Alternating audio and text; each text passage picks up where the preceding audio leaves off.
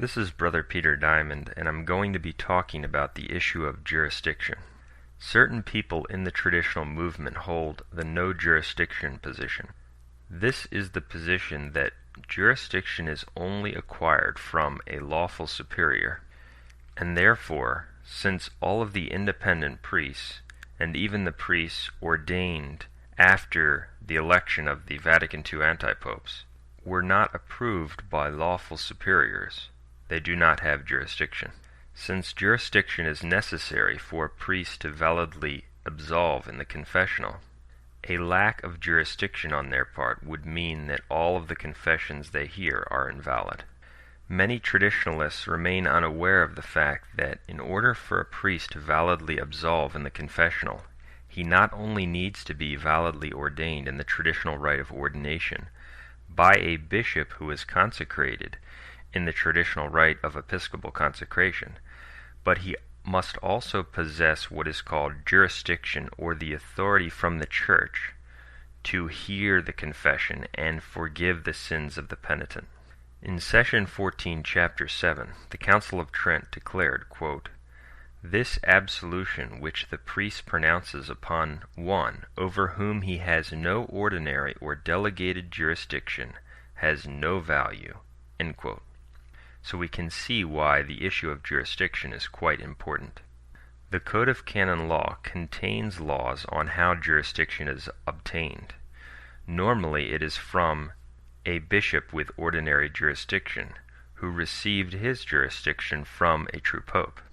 Since essentially all of the independent priests and other priests offering traditional sacraments today did not receive approval from a bishop who was approved by Pius XII, the last true pope, these people conclude that they do not and cannot have jurisdiction to hear confessions and do the other things that they do. In this talk, I will show why this position is completely wrong and refuted by Catholic history, by Catholic sense, by Catholic teaching, and even by the canon law commentaries which they wrongly think favor their position. We have addressed and refuted this completely false position in an article on our website, which can be found under Traditional Catholic Issues and Groups. However, there are many other facts and points that need to be covered to more thoroughly demolish this schismatic error. The biggest problem with the no jurisdiction position is that it fails to understand the distinction between ecclesiastical laws and divine laws. The laws of the Church which govern how jurisdiction is granted are ecclesiastical laws. That's why they've been changed many times. They fall into the same category as other laws which have been modified and revoked by popes. There were countless such ecclesiastical laws issued by past ecumenical councils. There were laws governing how monks were not allowed to hunt, how priests were to be accepted into certain dioceses, how no one was to found a new religious order, and on and on and on. Unlike dogmatic truths, ecclesiastical laws can be revoked, can be modified, and can cease to apply in a situation or in a necessity that was not envisioned by the lawgiver. In addition, the Church teaches that jurisdiction will be supplied, in various circumstances, to those who did not receive it in the normal fashion. These principles, including supplied jurisdiction, epikeia, and some others we will discuss, are mentioned in virtually every canon law commentary on these subjects. The application of supplied jurisdiction to this issue, namely, that the Church will automatically supply or grant jurisdiction to one who has not received it in the normal fashion, either because there is a situation of common error or a probable doubt of law or fact, is such an indisputable fact that this concept of supplied jurisdiction is specifically mentioned in the very Code of Canon Law itself. In Canon 209 of the 1917 Code of Canon Law, it states, quote, "In common error or in positive or probable doubt about either law or fact, the Church supplies jurisdiction for both the external and internal forum." End quote. Now, by merely citing this canon, we can already refute some of the advocates of the no jurisdiction position. For instance, one Barbara Lindenberg wrote a work against the idea that any of the independent priests could have supplied jurisdiction, a work which is fraught with serious doctrinal errors. She states on page 10, quote, "The apostles would be horrified today to see what has been added to the meaning of tradition, that is epikeia, common error and church-supplied jurisdictions, or whatever else might sound plausible to the unwary to sanction these deceptions," end quote. We can see that the very Code of Canon Law itself teaches supplied jurisdiction, a concept she calls horrible. Now, other advocates of the no jurisdiction position are a bit more theologically astute. They acknowledge the concept of supplied jurisdiction, but place grave restrictions on it.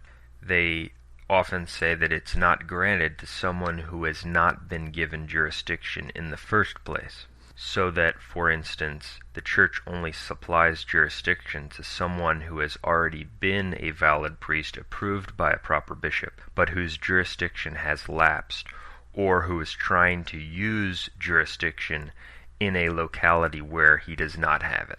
And so they acknowledge supplied jurisdiction, but say that it is only granted to someone who has received approval and jurisdiction before. And this is, of course, completely false as well.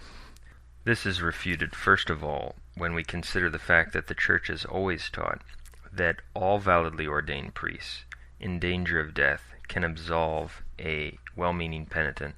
Even though they were never granted jurisdiction to hear confessions, they are given the jurisdiction automatically by the Church for the needs of the person who is approaching them in danger of death. In fact, this is also specifically mentioned in the 1917 Code of Canon Law.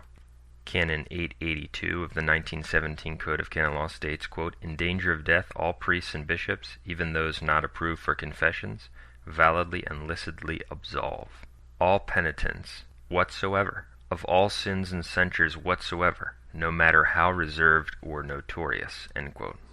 And this concept of supplying jurisdiction to priests who never had it before in danger of death did not simply come into existence with the 1917 Code of Canon Law, but was acknowledged throughout the history of the Church. Furthermore, in this very canon we see another example of the distinction between ecclesiastical laws and divine laws. There have been many canon laws surrounding the reservation of sins. For example, if a person would commit a certain act which would carry with it a specific excommunication, such as procuring an abortion, sometimes that would be reserved for a higher superior, so that only certain individuals could forgive those sins. But in danger of death or in certain necessities, those reservations do not apply. And so with these two preliminary facts and examples we've given, we can refute and knock down the first two pillars of the no jurisdiction position. Some of the advocates of the no jurisdiction position say that the Church cannot supply jurisdiction and does not supply jurisdiction to anyone who has not been approved in the normal fashion. That is, of course, completely wrong and refuted by the very Code of Canon Law itself. Others argue that the Church only supplies jurisdiction to those who have been previously approved by the Church and given jurisdiction. We can see that that is wrong as well. But that is not sufficient to refute their arguments, for many of them will admit that the Church will supply jurisdiction to people it has not approved previously, but that it does that only in danger of death. They contend that the Church does not supply jurisdiction to priests who were not previously approved to carry on a regular priestly apostolate and repeatedly hear confessions and perform the other actions that apply to the priesthood. So, is there any evidence that the Church will automatically supply jurisdiction to a priest who has not been properly approved by a true religious superior, and repeatedly give him jurisdiction to hear confessions and continue on in the other actions that are proper to the priesthood? The answer to that question is yes. We find a clear example of such a case in the Great Western Schism and with the Great St. Vincent Fair. As many people know, the Great Western Schism was a time of massive confusion. It lasted from 1378 to 1417. During the Great Western Schism, there were 2 and sometimes 3 different people claiming to be pope. There was only one true pope, of course, but at times 2 other anti-popes. Many different priests and bishops were ordained and consecrated by these anti-popes and by those who had been elevated by them. Near the beginning of the Great Western Schism, St. Vincent Ferrer was ordained in the year 1379. St. Vincent was from Spain, and shortly after the schism began, Spain took to the support of anti-pope Clement VII, the first of the Avignon anti-popes. St. Vincent was ordained by Cardinal Peter de Luna, who was one of the supporters of anti-pope Clement VII, who had been excommunicated by Pope Urban VI for supporting the Avignon anti-pope.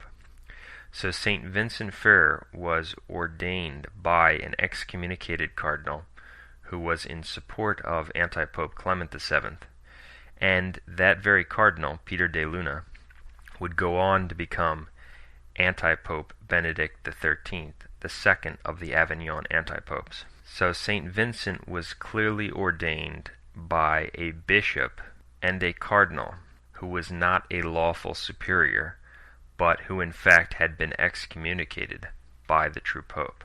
St. Vincent was not guilty of sin because of the very confusing situation about which election was the canonical one, Urban VI or anti-pope Clement VII. But there is no doubt about the fact that Pope Urban VI was indeed the true pope, and that the cardinals supporting the anti-pope were not lawful superiors. Therefore, St. Vincent Ferrer was not ordained under a lawful ordinary in the Catholic Church, and he was not sent or given jurisdiction to hear confessions by a lawful ordinary in the Catholic Church. That is a fact. So, according to those who hold the no jurisdiction position, this is a clear case. St. Vincent Ferrer could not have had jurisdiction. All the confessions he heard, therefore, in his wide apostolate were invalid, according to them. According to their position, St. Vincent would have to be considered as one who was operating as a renegade, without true ecclesiastical approval, who had no jurisdiction and was not authorized to preach. Allow me to quote one of them to illustrate the point. Barbara Linneberg, aforementioned work, page 6, quote, "The local ordinary is the one and only source from whence jurisdiction for hearing confessions may be obtained." End quote. Therefore, he could not have had it, since he did not get it from the local ordinary. Same person, page 22, quote, "A bishop cannot consecrate with an excommunication hanging over his head. There is no law that permits this. Any priests ordained under them are also suspended, and their masses are sacrilegious and void of divine power." End quote. Therefore, St. Vincent Ferrer's masses were sacrilegious and void of divine power, because the bishop who ordained him, the cardinal, was excommunicated. Same work, page 33, quote, "How can these usurpers claim the Church will supply them jurisdiction, when this self-same Church never sent them in the first place? She, the Church, can't supply jurisdiction to priests that she never sent in the first place. And all priests must be validly as well as licitly ordained to even receive jurisdiction in the first place." End quote. Therefore, St. Vincent Ferrer could not have had jurisdiction at all. There's no way around the conclusion of their position. But their conclusion is completely wrong. We know this from the very fact that St. Vincent Ferrer is a canonized saint, and the Church would not canonize someone who operated a wide apostolate that was illicit, invalid, sacrilegious, and derogatory to the dignity of the Church and her laws. But secondly, we know that St. Vincent Ferrer did in fact have jurisdiction, even while he was under the Avignon anti-popes, because in the Bull of Canonization, published by Pope Pius II, he makes reference to St. Vincent Ferrer's vision, in which St. Vincent Ferrer is told and informed by the Lord that he is the angel of judgment. In the Bull of Canonization by Pope Pius II, which is cited in our article on jurisdiction, Pope Pius II said, quote, Like a vigorous athlete, he rushed to combat the errors of the Jews, the Saracens, and other infidels. He was the angel of the apocalypse, flying through the heavens to announce the day of the last judgment, to evangelize. End quote.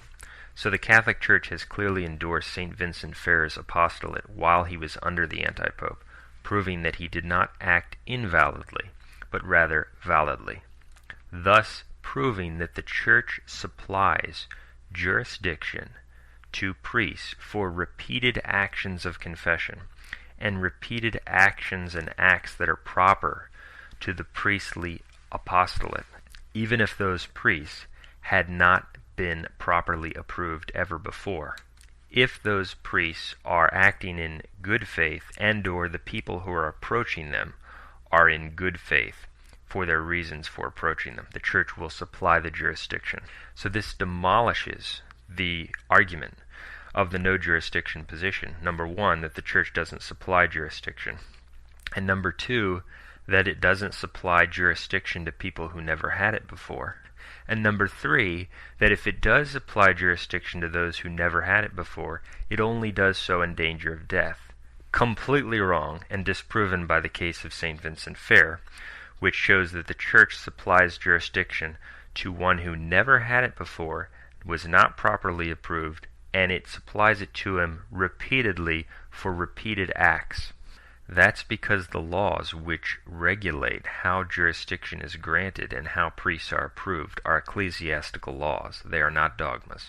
It's also interesting to note that the vision which Jesus Christ gave to St. Vincent Ferrer while he was still under the Avignon anti-popes called him to preach the gospel.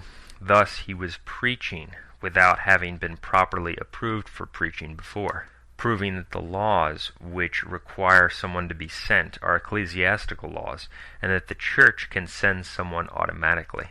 So, to us, this demolishes the whole no jurisdiction position and should be sufficient to refute their entire argument. However, some still try to get around it. One Gerry Matatics, who has now embraced the no jurisdiction position, claims to have a response to this issue. He claims that there's a distinction between ordinary mission and extraordinary mission. And he says that St. Vincent Ferrer was able to have jurisdiction and was able to preach lawfully because Jesus Christ gave him an extraordinary mission and confirmed it by miracles. Thus, his argument is that someone who has not been properly approved cannot have jurisdiction unless he receives an extraordinary mission directly from Christ, which is confirmed by miracles, and that would be the only exception to receiving the proper approval from the lawful superior. Here's how Gerry explained it in a recent debate on jurisdiction. One of the participants gave me full permission to use the audio and comment upon it. After playing the clip, I will respond and refute his argument. I also have on this handout that you're going to get some relevant quotes from the doctors of the Church, from St. Thomas Aquinas and from St. Francis de Sales, whom I've mentioned, from the Catholic controversy. His statement there, for example, that if someone is sent, he says, quote, "For if our Lord had sent these ministers, it would have been either immediately or immediately. We say mission is given immediately when they are sent by one who has the power from God of sending, according to the order which he has appointed in his Church." That was the mission of St. Denis into France by Pope Clement and of St. Timothy by St. Paul. Immediate mission, on the contrary, he says, is when God himself commands and gives a charge, without the interposition of the ordinary authority which he has placed in the prelates and the pastors of the Church.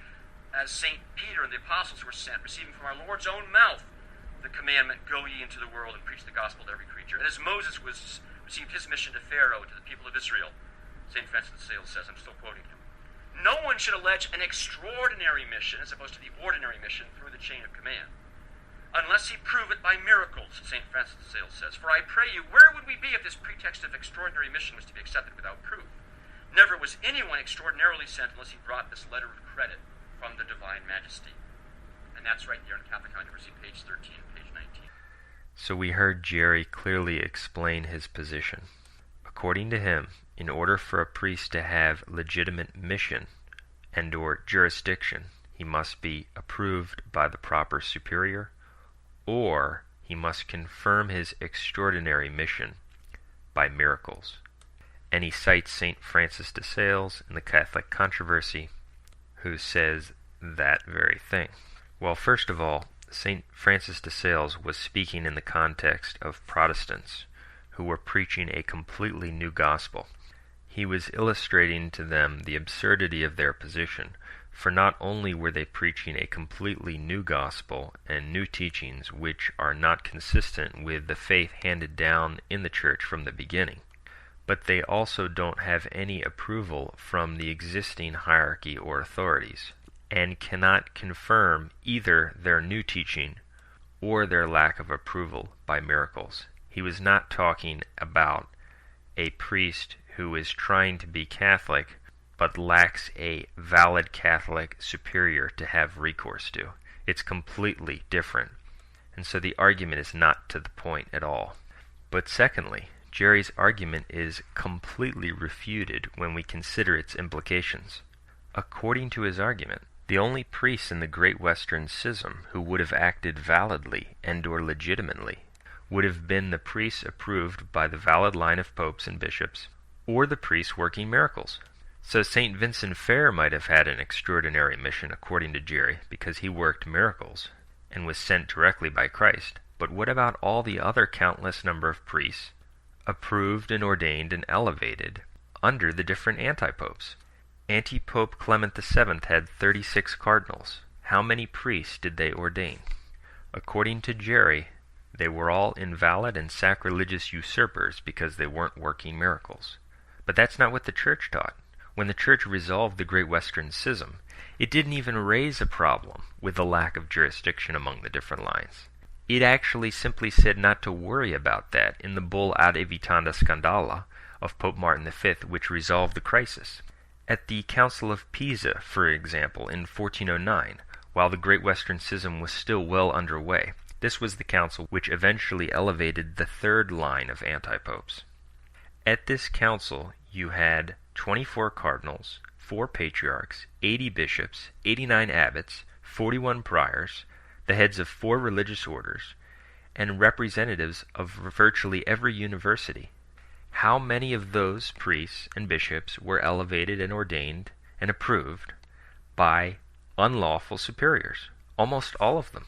Therefore, none of them had jurisdiction, and their preaching was unlawful and sacrilegious, and all the faithful during that time who approached these men to hear confessions were not having their confessions heard validly, according to Gerry's argument, because the only one we know of who was working miracles was St. Vincent Ferrer, or maybe a few others. That is absurd on its face, and completely refutes Gerry's argument, because if it were true, the Church surely would have remedied that serious problem, and told all the people who had made confessions to all of these different priests and bishops who had been elevated under these unlawful superiors and bishops and anti-popes, to redo those confessions and the other acts which were performed under these unlawful superiors. But it didn't do that at all, simply because it understood that the Church supplies the jurisdiction. It didn't hold this pharisaical, legalistic, completely false and schismatic position that Gerry and these other no-jurisdiction advocates hold. To further show the absurdity of this position and the argument that Gerry advances, at the Council of Pisa there were over 100 doctors of canon law, 200 doctors of law, 10,000 visitors, all of them making invalid confessions, according to the argument. And in their dishonesty, these advocates of the no-jurisdiction position might turn around and say, well, no, the Church could have supplied it. Well, when they admit that the Church could have supplied it to these men who were elevated by unlawful superiors, approved by unlawful bishops, and were not working miracles, okay, you are therefore disproving your entire argument and admitting that the priests who are functioning independently today, because they can't have recourse to a proper superior, and those laws aren't intended to bind in this situation, and these laws are all directed toward the salvation of souls, which is the supreme law of the Church, the laws cannot impede the salvation of souls. And when they come to impede the salvation of souls, they cease to bind. That's the principle of canon law. Here's another quote to further illustrate the absurdity and falsity of their position. The Pisan anti-pope Alexander V, during this Great Western Schism, who was supported by over 100 doctors of canon law, and so obviously some of the faithful in good faith might have believed that he was the true pope, he published a bull called Regnans in Ecclesia on October 12, 1409. This bull gave the preaching friars, the Minorites, Carmelites, and Augustinians, full and uncontrolled power to hear confessions in every parish in Christendom. End quote. That's from the Age of the Great Western Schism, Clinton Locke, page 138. So this anti-pope is giving permission for his religious, not just the parish priests, but also the religious under him, who, according to the strict letter of canon law, were not validly approved, and they did not validly rise in the religious state because they were under an unlawful superior. He gave these men permission to hear confessions in every parish. According to the no jurisdiction position and Gerry's position, those confessions were invalid. But that's clearly absurd. And the Church never said that when it resolved the Great Western Schism, and in the bull Ad Evitanda Scandala, which was resolving this crisis, it said essentially not to worry about this, and not to worry about avoiding certain priests unless he has been named by a judge, and it didn't make even a peep of mention about the problem of jurisdiction. In fact, it's very interesting to consider that one of the cardinals who was instrumental in preparing for the Council of Pisa was Cardinal Odo Colonna. Cardinal Odo Colonna would go on to become Pope Martin V, the very pope who approved the Council of Constance and whose election resolved the Great Western Schism itself. So if anyone was familiar with the issues concerning different priests who were approved by different lines, and the fact that countless priests were preaching who had not been approved by bishops, who were under the true pope but rather under anti-popes, and were hearing confessions even though they had not been approved by bishops under the true pope but under anti-popes and thus unlawful superiors. It was Pope Martin V, and he did not mention anything about any problem of jurisdiction or remedying all of these supposedly invalid confessions and sins of illicit preaching, etc. That's because he understood Catholic teaching, and the consensus of the Church understood that the Church supplies jurisdiction and permission in those situations for those who acted in good faith, or for those who approached them in good faith. And so, frankly, to any Catholic who is thinking honestly and logically and using Catholic sense, this demolishes his argument that the Church only supplies jurisdiction or mission to those who work miracles. It's completely wrong. So we've seen that the case of the Great Western Schism completely refutes the advocates of the no jurisdiction position. So what do they do when presented with these facts? Well, most of them completely ignore it, but when they do address it, they sort of dishonestly shuffle it aside without actually addressing the issue at all. Here's an example of Gerry doing that very thing while making some other false arguments. I mentioned some bad arguments near the end of my article. I give several of them, and several of them have already been shared today, so you can hear the arguments that Ken has made and hear what my responses to them would be. Pope Martin V's decree ad evitanda scandala at the end of the Great Western Schism is nothing to do with, doesn't help the CMRI out at all today, because a true pope at that point was supplying jurisdiction to those that were in good faith following a man that they believed was a true pope, like St. Vincent Ferrer. You can read all about that here. This is a prime example of a bad argument and how one shuffles aside without really addressing a fact which he cannot refute. The true popes were not explicitly authorizing or giving jurisdiction to the priests operating under the anti-popes who opposed them. They did not do that. It was the Church automatically giving it to them, just like the Church automatically gives it to the independent priests who are operating or who might operate in good faith today, for the benefit of the faithful who might approach them in good faith today. To make the absurd statement that, well, that's different because there was a true pope reigning, that is ridiculous. In fact, if anything, the argument that the Church would supply jurisdiction today would be even stronger, because there is no true pope, whereas during the Great Western Schism these priests were operating under an anti-pope and actually choosing not to follow the lawfully elected pope and bishops. And so this is a subtly dishonest argument which might deceive those who aren't thinking more deeply about this issue or aren't as familiar with the issue, but it doesn't prove anything. And to say that ad evitanda scandala of Pope Martin V had nothing to do with this is misleading, because when he was resolving this confusion, he didn't mention any of these problems about the lack of jurisdiction for all of these years among all the priests who were operating under the anti-popes. And so there was no explicit authorization given by the popes to those priests under the anti-popes, contrary to what Gerry Matatics suggests. That's completely wrong, and it doesn't in any way refute the insuperable problem, which you cannot get around, that your position would require you to hold, that all the priests who operated under the anti-popes and all the people who approached them for confessions, countless confessions, were all invalid. And that's not what the Church taught. Here are some other false arguments from Gerry. The concept of moral theology of epikeia does not help out here at all. It's a much abused. This is the standard treatment, like Miaskovich on supply jurisdiction by Father Riley. And you can see, and again I have it all written out here for you in bad argument number 7, epikeia doesn't help in this debate. It only applies to situations to which the lawgiver has not addressed himself. Popes have addressed themselves to what you can and can't do when the papal see is vacant. It only applies in particular specific situations and not in general terms, as people have been now invoking it for decades. It can only be invoked by Catholics of good standing in the Church. It only applies in the internal forum and not in the external forum. It does not objectively authorize external acts like ordaining priests and consecrating bishops. It can never confer jurisdiction. It applies to moral theology, not to canon law. Read the authorities themselves and see that. There are a number of points that he brought up that need to be addressed. First, he tries to draw a sharp line between the issue of jurisdiction and epikeia. He essentially asserts that it's false to use epikeia as part of this debate. Epikeia is the principle of equity, the interpretation of a law whereby it is held not to bind in a particular case because some special hardship would result.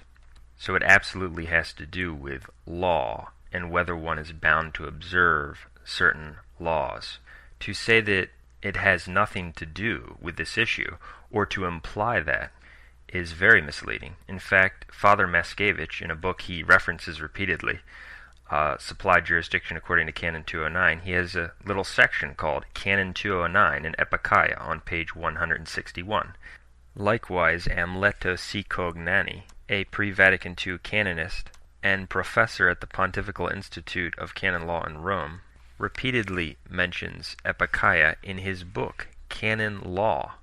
Obviously, it has a lot to do with this issue. Furthermore, if epikeia is inadmissible and misused, as he says, on what basis and on what grounds does he justify preaching? Gerry Matatics has an apostolate where he preaches all over the country, and all over the world, in fact, giving talks, giving his view on Scripture, giving his view on the Church's teaching in the day, advising people on where they should, where they shouldn't go. He absolutely preaches. Now, this is clearly forbidden by canon law, and so this is one of the examples of his profound hypocrisy. And a little later on we will see how he invokes the very principle that he called inadmissible in this debate. But before we return to that point, let's refute a little bit more of what he just said.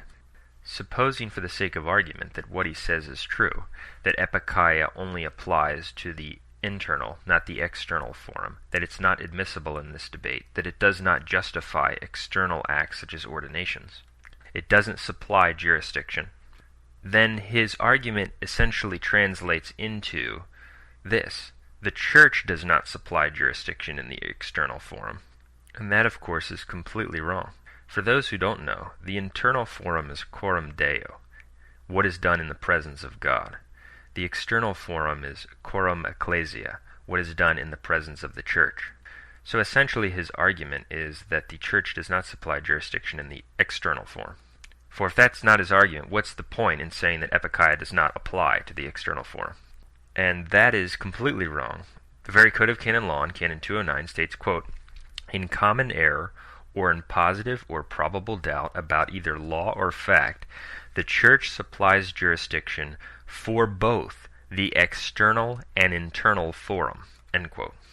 Now, there are some other things that he said that need to be refuted. He said that epikeia only applies to situations which the Pope has not addressed, and that this is a period where there is no Pope, and popes have addressed what you do in those situations.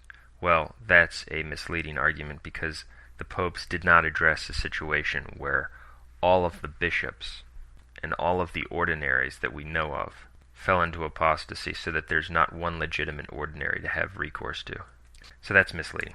Second, he says that epikeia only applies to those who are in good standing with the Church, and what he really means is that supplied jurisdiction can only be granted to those who are already in good standing with the Church.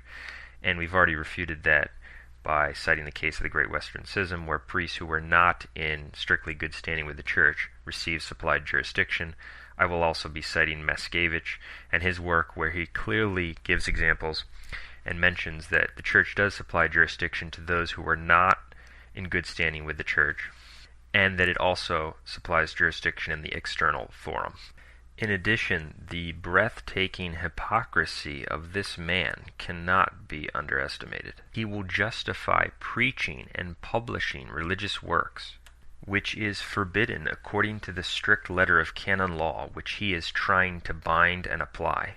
He will repeatedly justify the violation of that canon law. He will cast it aside and say that it doesn't apply to him, that he's justified, but that people aren't justified in administering sacraments or getting ordained for the propagation of the faith. That's not necessary. That's not called for, according to him.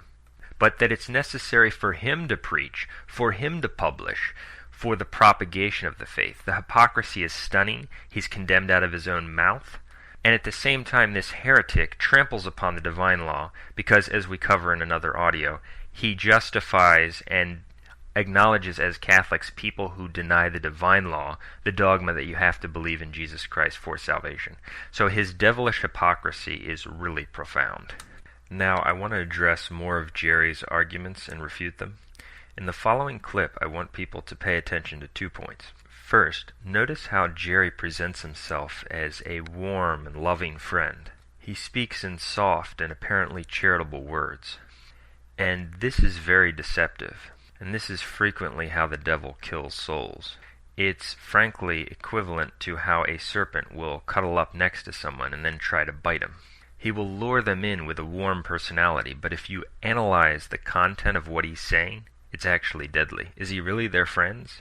What he's saying about these same people is that their priests are bastard priests, their confessions are invalid, that their churches are the equivalent of constructions of schismatics, equivalent to the schismatic national church or the Russian Orthodox Church. And so it's a frequent mechanism of the devil to present himself in a very friendly fashion, but then deliver a deadly message. And we've often been falsely accused of a lack of charity because we're blunt, we're upfront, we're honest. We will tell you how we feel. If you're not our friend, we're not going to act like you are our friend.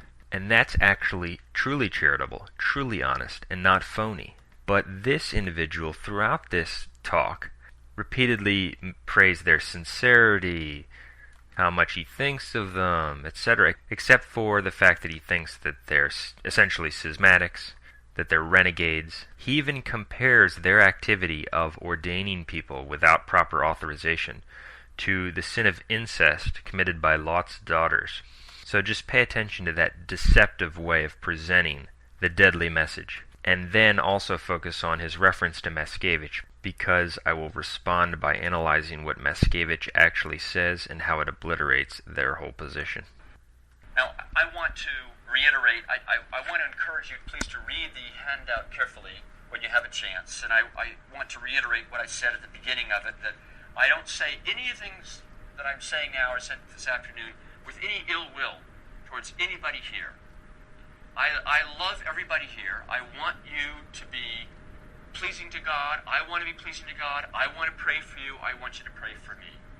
I want to consider you a friend and someone that we can work together and pray together and do God's will and God's work together. But I do believe with all of my heart that these issues have not been properly substantiated. The issue of mission has not been addressed. I would encourage you to read St. Francis de Sales. With all respect to Ken, although law does supply jurisdiction in very specifically circumscribed situations that the canon law itself tells us about. See, the whole purpose of canon law is to give you laws that bind. And then to say, but they don't bind in this situation or that situation. You can't say because some exceptions are made, therefore, it's a free-for-all. And we can start doing things that the canon law does not give us the authority to do, such as to say, look, we haven't had a pope for a long time, so let's start making bishops without papal mandate. Canon law talks about what you do when there's no pope. Popes have passed legislation saying, here's what needs to happen for the next pope to be elected. And they have never, I challenged Ken and he said, there isn't any. No pope in the 2,000-year history of the church has said, look, if a certain amount of time goes ticking off on your timer and no pope is around, then you better go ahead and start doing this. And in the absence of that license, that liberty, that authorization, we are sinning mortally in doing this. I say this with love. There is such a thing as supply jurisdiction, but it does not apply to this situation. Supply jurisdiction, there's a whole book on it, a classic treatment on it by Father Viaskievich, Supply Jurisdiction according to Canon 209. Everyone cites it. You can read this whole book and be happy to make you a copy if you can't find it. I think it's available on the internet, I was told. But you can read it for yourself and you will see that everyone that reads this whole book and studies it says that this book devastates the traditionalist movement today that says we can make our own priests and we can make our own bishops. Before I get into Maskevich's book, allow me to note that he repeats some of the same false arguments on mission, which was refuted by giving examples during the Great Western Schism, where priests who were not properly authorized or given missions were subsequently looked upon as having acted legitimately due to the confusion or the doubt of fact that would apply to a doubt of law or a common error scenario, as we will show. He mentions that popes did not authorize consecrating bishops when you did not have a pope, but as we said, this is not to the point because they did not address a situation where all of the bishops, all of the ordinaries that we know of, fell into apostasy. Furthermore, it's simply a fact of early church history that many consecrations of bishops were done without papal knowledge or prior approval, and that those consecrations were subsequently looked upon as legitimate. Anyone who studies the early church carefully knows that the popes were not involved in many of the consecrations, simply due to either the distance, the lack of communication, or the political situations that arose. There were all kinds of bishops who were being implanted and then removed, and in many cases some who started out as not being properly consecrated with the legitimate approval of the Pope were looked upon as legitimate later on. There are many examples of that. He says that the Church only supplies jurisdiction in specifically circumscribed areas. Completely wrong. If that were true, as we said, if he were true to his argument, which he's not, if he were honest, which he's not, he would say that all the priests in the Great Western Schism who were not properly approved could not have had supplied jurisdiction, because it only applies in specifically circumscribed areas, not for repeated acts. And then there are many other examples in church history where you had priests who were maybe ordained by a bishop whose election was laboring under some defect, but they were of course considered to have jurisdiction. He says that anyone who studies Father Maskevich's book on supply jurisdiction according to Canon 209 agrees that it devastates the traditionalist position that the Church will supply jurisdiction for these different acts, for ordaining priests, for hearing confessions, etc. That is completely wrong. I've read and studied the book, and I believe it devastates your position. And this is particularly significant because the principles he applies and the teachings he enunciates were written during his time, before Vatican II, around 1940, when there were bishops all over the place, priests all over the place. So even within a properly functioning hierarchical framework, he's still finding all kinds of examples where jurisdiction would have to be supplied by the church, where the church would supply it. What would he say if he were writing that for our situation where there are no proper bishops at all? And so what he says even applies, even has a greater magnitude in terms of the force of the argument if we consider what he was not thinking about when making these statements. And I'm going to cover what he was saying. Now, in Maskevich's work, he admits that in the early church they didn't even make the distinction of supplied jurisdiction. This wasn't even articulated in detail until the second millennium.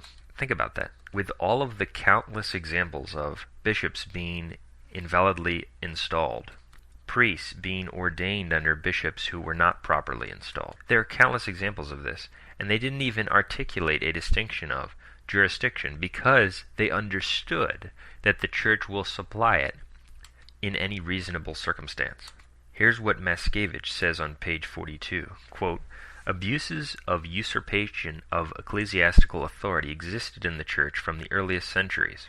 The councils strove to eradicate these evils, but as regards the acts performed by these usurpers for people who were unaware of their incompetency, there was never raised any question about their jurisdictional validity." Wilches carefully adds that before Gratian there was no word of formal supplying of jurisdiction by the church.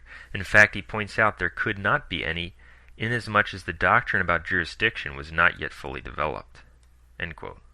And so they didn't even get into these precise debates because they understood that if a person acted in good faith, or if there was a reason, or if there was a reasonability to presume that a person should have acted in this fashion, the church would supply the jurisdiction.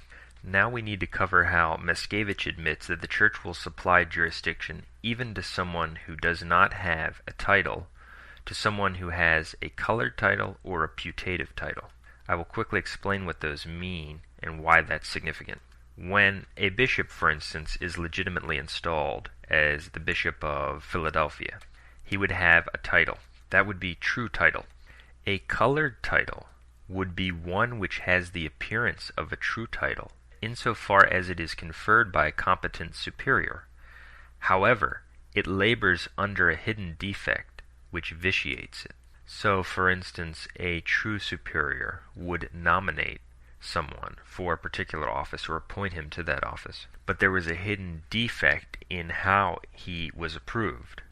That would be a colored title. A putative title would be one where a person pretends to be endowed with power, but he in fact has no rightful claim to that position and was not conferred by a legitimate superior. So, for instance, when an emperor would install a bishop and say, he is the Bishop of Alexandria, and boot out the true bishop, that would be a putative title. And to better understand this, let's look at a real historical example of putative title. During the reign of Pope St. Leo the Great in the 5th century, in approximately 448 to 450, and actually in 449, a council was held at Ephesus called Ephesus II. It is a notorious robber council. This council was held by Monophysite heretics, but papal legates of Pope Leo the Great were there, and also the true Bishop of Constantinople, Patriarch Flavian. The Monophysites essentially hijacked the council, and it was an invalid and robber council, and they actually beat up Patriarch Flavian. The papal legates left, and Leo the Great rejected this heretical council. However, since the emperor was behind the Monophysites, he kicked out Patriarch Flavian, the true Catholic bishop and the rightful possessor of the See of Constantinople, and sent him into exile. And he put in his place Patriarch Anatolius. Pope St. Leo the Great obviously refused to recognize Anatolius' claim on the See of Constantinople. So, Anatolius was not the true Bishop of Constantinople. Flavian was, at least before he died. Now, Anatolius eventually changed his position and anathematized certain heretics and certain heresies, which enabled Pope Leo the Great to recognize him at that point as the true Bishop of Constantinople. So Anatolius started out as one having only putative title to the See of Constantinople. He was not conferred by a legitimate superior, but claimed to have that title unlawfully, unjustly. It wouldn't be colored title because it wasn't conferred by the legitimate superior, such as Pope St. Leo the Great. But obviously not all of the inhabitants of Constantinople were privy to all of these goings-on. So were all the confessions invalid, or at least those which were heard by the priests raised by Anatolius? It's not known, it wasn't even addressed. That's an example of where the church would supply jurisdiction for certain acts, even of one who has only putative title, essentially usurper, or one who has no rightful claim to the position. And Mickiewicz admits in his work that the church will supply jurisdiction, obviously, when one only has colored title and putative title and even no title. For example, on page 26 of his work, he says, quote, "Thus supplied jurisdiction may make valid the absolutions of a putative confessor," end quote, meaning one who is not the legitimate confessor at all. And he even spends some time commenting on the precise wording of Canon 209, which says that the church will supply jurisdiction in either common error or in probable doubt of law or in probable doubt of fact, and that the church will supply jurisdiction in any of those cases to both the external and internal forum. And he makes a note in his discussions of how if a specific title or any kind of title were required, that would have been mentioned in Canon 209, and that the fact that it was not mentioned means that it's not, strictly speaking, required for the church to supply jurisdiction. So he concludes that if one of those three things is present, and common error is often intertwined with probable doubt of fact or law, then the church will supply jurisdiction. And the reason for this is that all of these laws are intended for the salvation of souls. And when they come to impede that, because, for instance, a circumstance arises which was not envisioned by the lawgiver, they do not bind. That's what these Pharisaical no-jurisdiction advocates do not understand.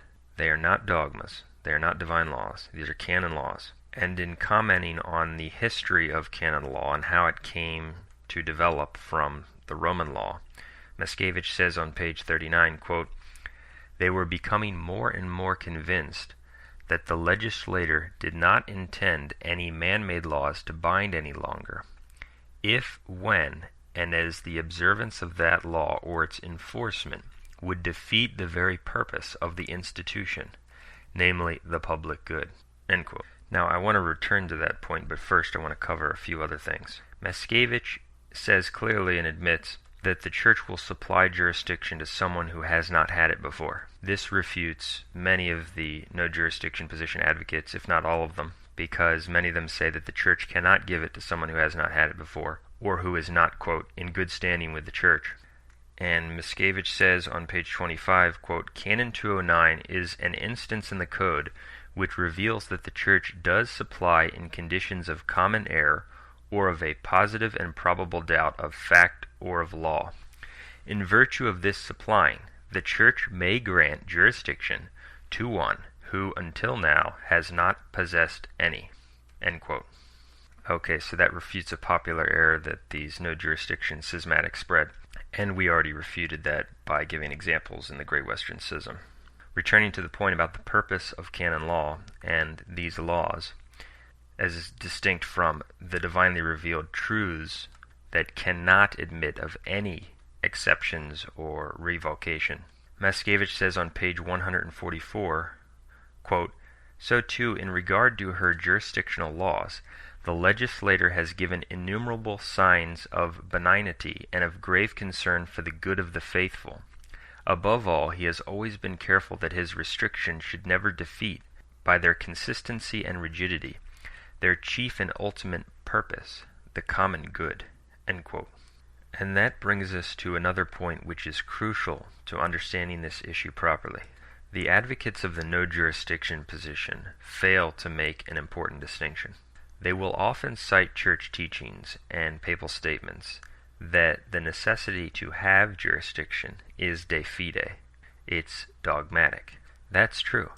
But they are failing to distinguish between the necessity to have jurisdiction, which is of divine law, and the way that jurisdiction is dispensed in the church, which is of ecclesiastical law. This distinction is of paramount importance in understanding this issue properly. The laws surrounding how a priest gets jurisdiction are ecclesiastical laws. The necessity for him to have it is divine law, and that's why we can see how the church can supply jurisdiction to someone who has never had it before.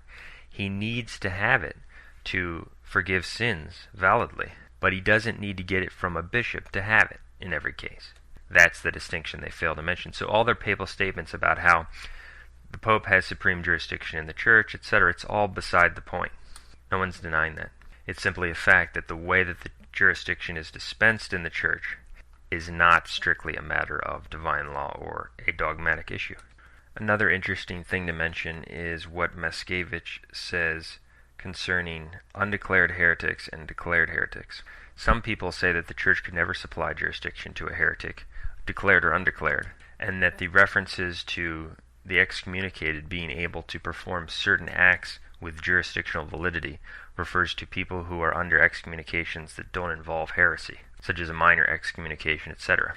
Well, Matatics contradicts that when he says, on page 19, quote, "The censured heretics and schismatics are not fit subjects of jurisdiction, inasmuch as their transgression has placed them outside the pale of active membership in the church. Such persons are always forbidden to exercise jurisdictional power, under the sanction that such an exercise will be an unlawful act. However, not always are their acts invalid. As Canons 2265.1, number 2, etc., explicitly state, it is only when such a person is a vitandus, or when a declaratory sentence has been executed against him, that his jurisdictional acts will be invalid." End quote.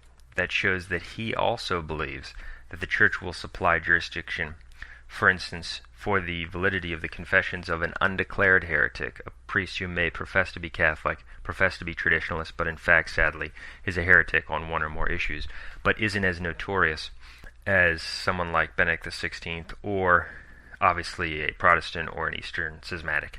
Now, some also have confusion on this because they say, well, then couldn't a heretic maintain the jurisdiction of the papal office if heretics can have validity to some of their jurisdictional acts? And the answer is no, because the papal office comes with supreme jurisdiction. And no one outside the church could have universal jurisdiction. The church would supply jurisdiction to an undeclared heretic in certain circumstances for specific acts, such as absolving a penitent. But he could not possess universal jurisdiction or any jurisdiction which involves ruling, such as the position of head of the universal church. Now, it's necessary to cover a few more points from Matatics. He admits that Canon 209 definitely applies to the external and internal forum. He admits that it applies to marriages and assistance at marriages, which is, he points out, not strictly speaking a jurisdictional act, but connected with it. And thus he speaks at length on how it is intertwined with this issue of the church supplying jurisdiction to the external forum. On page 221, he says that, quote, "Canon 209 has a much broader field of operation and application. As a matter of fact, it applies to all kinds of jurisdictional activity.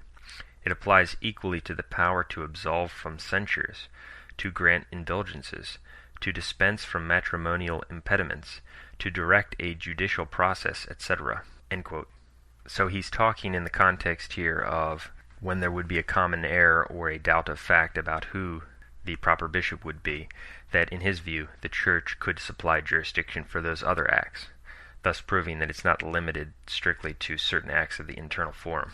And on page 228 he gives an example. He says, quote, "For example, a commonly but falsely reputed pastor validly absolves from sin, dispenses from the impediments of marriage, and dispenses from the law of assisting at Mass on Sundays and holy days, as well as from the law of fast and abstinence." End quote.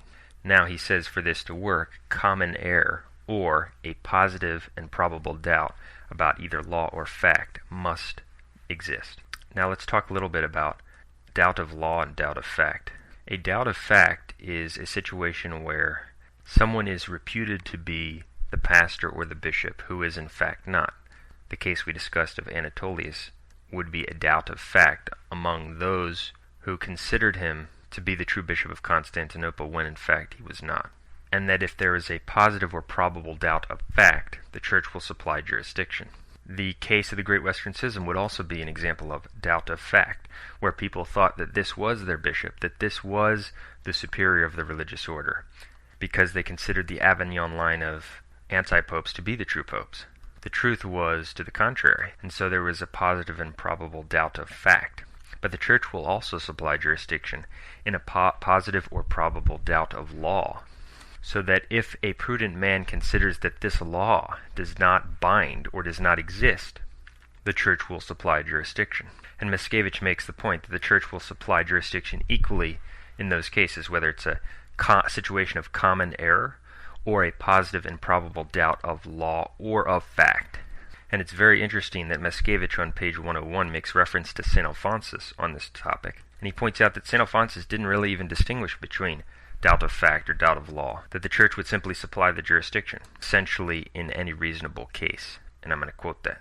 Miscavige, page 101, quote, "It is a remarkable fact that St. Alphonsus Liguori, in treating of the subject of probable jurisdiction, did not make any note of the distinction of the dubium iuris and dubium facti, meaning doubt of law and doubt of fact.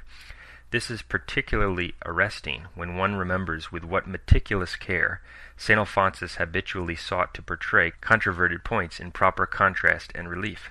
Castrillion took it as an indication that St. Alphonsus himself held that the probability which arose from a factual doubt and the probability which sprang from a juridical doubt, meaning doubt of law, equally warranted the effecting of validity in jurisdictional acts." End quote. Miscavige also points out on page 97 that St. Alphonsus held the opinion that the sufficiency of common error alone without any title was, quote, "deservedly probable." So he didn't even have to look like the Bishop of Constantinople to have jurisdiction supplied to him, according to St. Alphonsus. Now, in unison with this, we must talk about what Miscavige says. He says that the church will supply jurisdiction in any probable case, and this is very interesting. Unlike in the sacraments, where there must be a certainty of validity, or there cannot be any objective doubt about the validity of the matter or the form, if there is, you must avoid the sacrament. In terms of jurisdictional validity, the burden of proof is on those who attack the act's validity. On page 192, Miscavige says, quote, "If there should be question of a jurisdictional act posited in the external forum, and the act's validity is questioned on the ground of defect of jurisdiction and of common error, the presumption stands for the validity of the act, and the burden of proof lies on the one attacking the act's validity." End quote. Now, in this context, it's very important to point out that Miscavige goes on and on about how the church, in any questionable matters, has to be considered, or most commentators considered the church would supply the jurisdiction, because if it wouldn't, then there would be massive confusion and uncertainty. And that's why he goes on and on explaining how this position developed of probable jurisdiction. And this point, in addition to all the others we've covered, frankly devastates the advocates of the no jurisdiction position. Miscavige says on page 89, quote, "In the meantime, between the 12th and 16th centuries, there had sprung up a universal custom on the part of confessors to absolve with only probable jurisdiction, that is, to act on the conviction that when they did so, the validity of the sacrament was still sufficiently safeguarded." End quote. So if it was reasonable that they could absolve, they would do it, and they were confident that the church would supply it, as long as it was probably reasonable. On page 92, Miscavige references Sanchez, a theologian, and he says, quote, "His point was that as long as the objective truth were not apparent, as long as the opinion asserting the presence or the sufficiency of jurisdiction were solid enough to win the assent of prudent men, the acts performed in virtue of it would be valid." End quote. So, as long as a prudent man considered that this is a justified act and that God would not necessarily want this act forbidden, the church would supply jurisdiction in such a probable case. And this coincides perfectly with what we instinctively thought all along, that the jurisdictional laws are there to provide a certain framework, a certain regulation, that people should operate within these bounds in normal times. But the church will supply it, because they're only human laws. They are backed up by the divine authority of the church, but they're not divine laws like dogmas. And so the only times where a confession would be invalid by virtue of a lack of jurisdiction on the part of the priest would be situations where the penitent was deliberately acting against church law in a normal circumstance, deliberately refusing to go to the one to whom he should go and going to someone else, or knowingly going to a notoriously heretical member of a sect such as a Greek Orthodox bishop to have his sins absolved.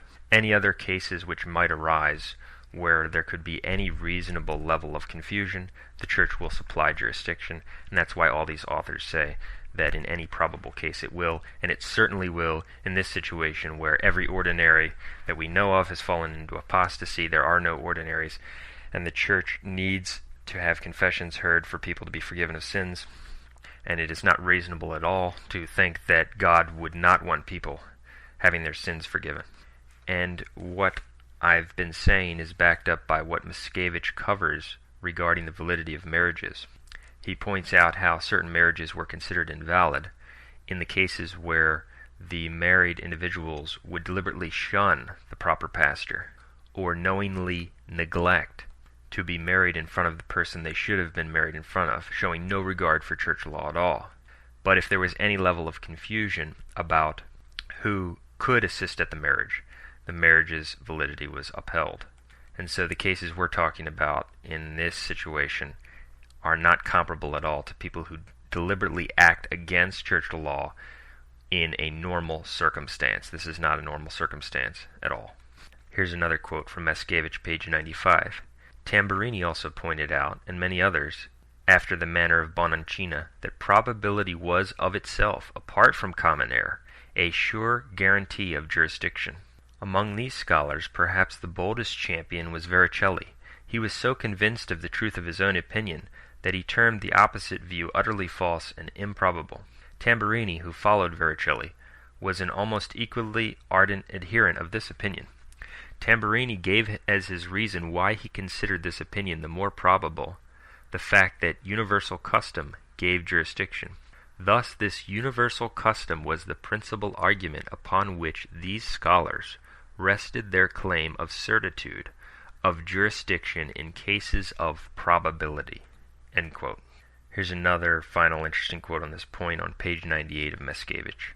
Quote, certainly from the days of St. Alphonsus to the appearance of the Code, the legal factor of probability was ever more and more received as a guarantee for suppletory jurisdiction.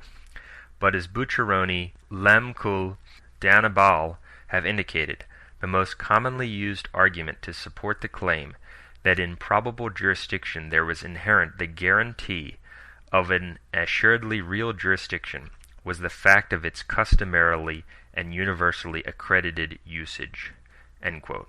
So if a prudent man considers the acts justified and not an infringement upon church law or the will of God or the Catholic faith, the church will supply jurisdiction in all those cases of probability. It's only when someone's deliberately acting outside the bounds of church law in an unjustified way that the acts will be invalid, or the people going to them.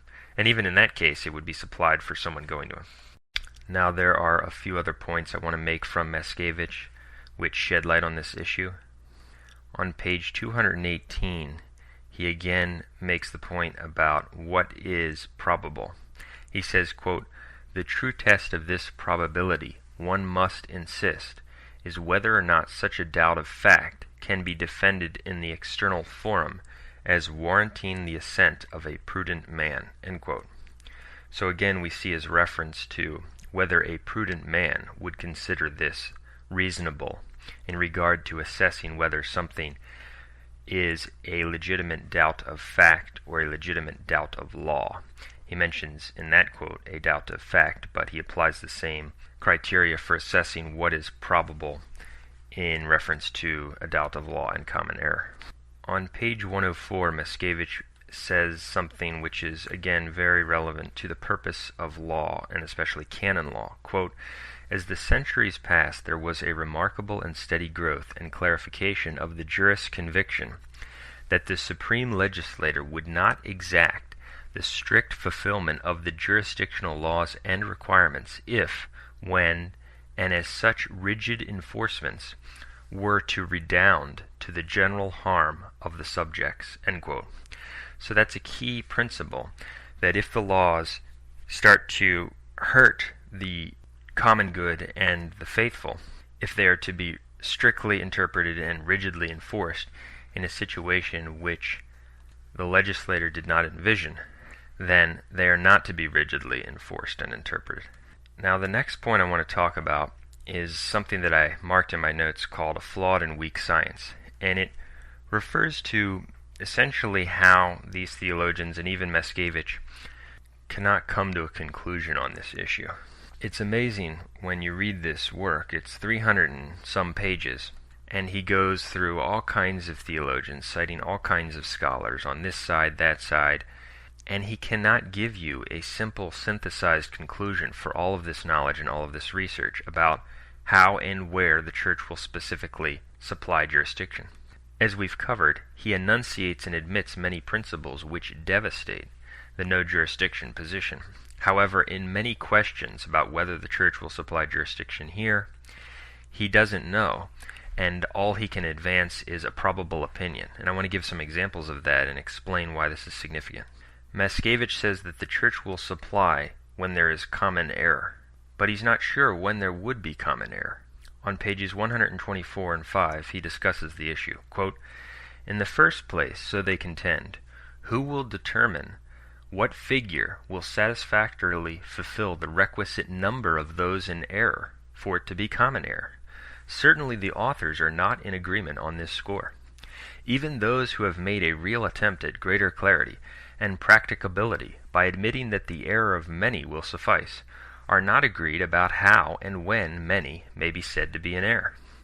Consequently, because of such uncertainty and vagueness in regard to this essentially important condition, the interpretive school of canonists firmly contends that it is not permissible to agree that the Church has intended to subordinate the validity of her absolutions, etc., to a norm so inadequately clear, so vague, so practically impossible to determine with any degree of assurance. In the second place, granting for the sake of argument only that a definite figure or a percentage has been agreed upon, even then one will not always find it a simple task to ascertain the presence of the error of the necessary number of people. For, certainly it would be necessary to distinguish those in error from those who are in mere ignorance, and then those who are truly in error from those whose error is crass and supine.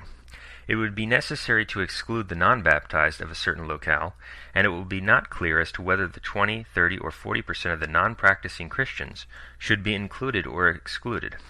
Such indeed are some of the difficulties arrayed against the wisdom of requiring the error to be real and common in the strict and traditional sense."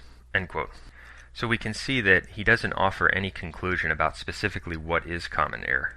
He does the same thing about probable doubt of fact or law, except for the fact that he advances the opinion of many scholars who say that if it's probable, if a prudent man would determine that there's a doubt of fact or law, then the church will supply jurisdiction. But he is quite nebulous in assessing these questions and giving his strict opinion on this.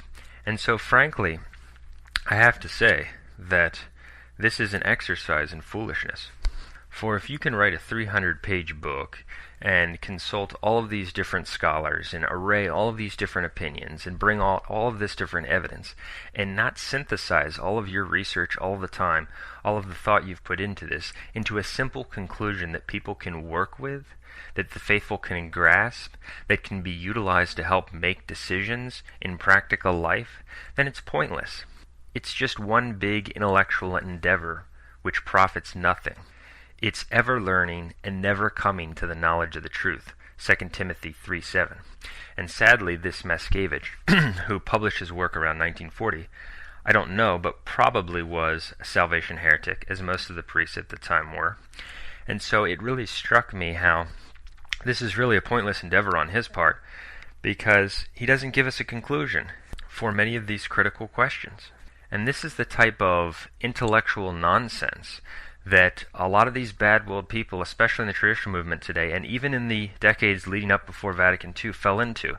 It was all about, the complexity of the arguments, the deep intellectual discussions, the scholarly research, but not coming to a simple conclusion. And that's where the devil deceives them, because the truth is simple and God is ultimately simple. And it's not smart, it's not intelligent to spend all of this time and assess all of these opinions and then not come to a conclusion. That's called stupid. And that is foolishness, that is bad will, that is not wisdom. And you can come to a conclusion.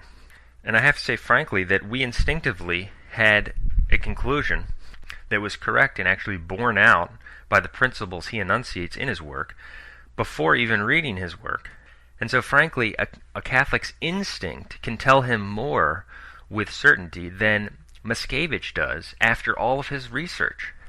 Namely, that if there is any reasonability to assume that there is a doubt of fact or a doubt of law, or that the church wouldn't bind you in this situation, and you're not acting directly against church law, the church will supply the jurisdiction.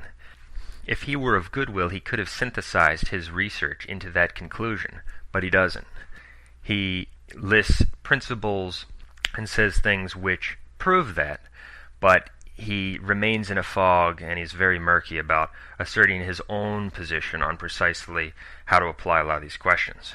Here's another quote from pages 126 and 7, which illustrates the point I'm talking about. Quote, "The very purpose of law, to provide for the common good of the faithful. Such was the ultimate reason for Bucciaroni's defection from the traditionally accepted opinion on common error. He could not reconcile himself to the belief that the Church would say that a number of successive individual absolutions would be invalid, and that at a certain time after these instances of invalidity, the Church would begin to supply the deficient jurisdiction. Why the borderline case should profit at the expense of so many invalid absolutions seemed to jar Bucciaroni's concept of the benignity of the Church. It also seemed quite an anomaly to him that in the borderline case, that is, as soon as the error of many had actually been verified, the Church would consider the common good involved, but would not do so in any of the cases which preceded.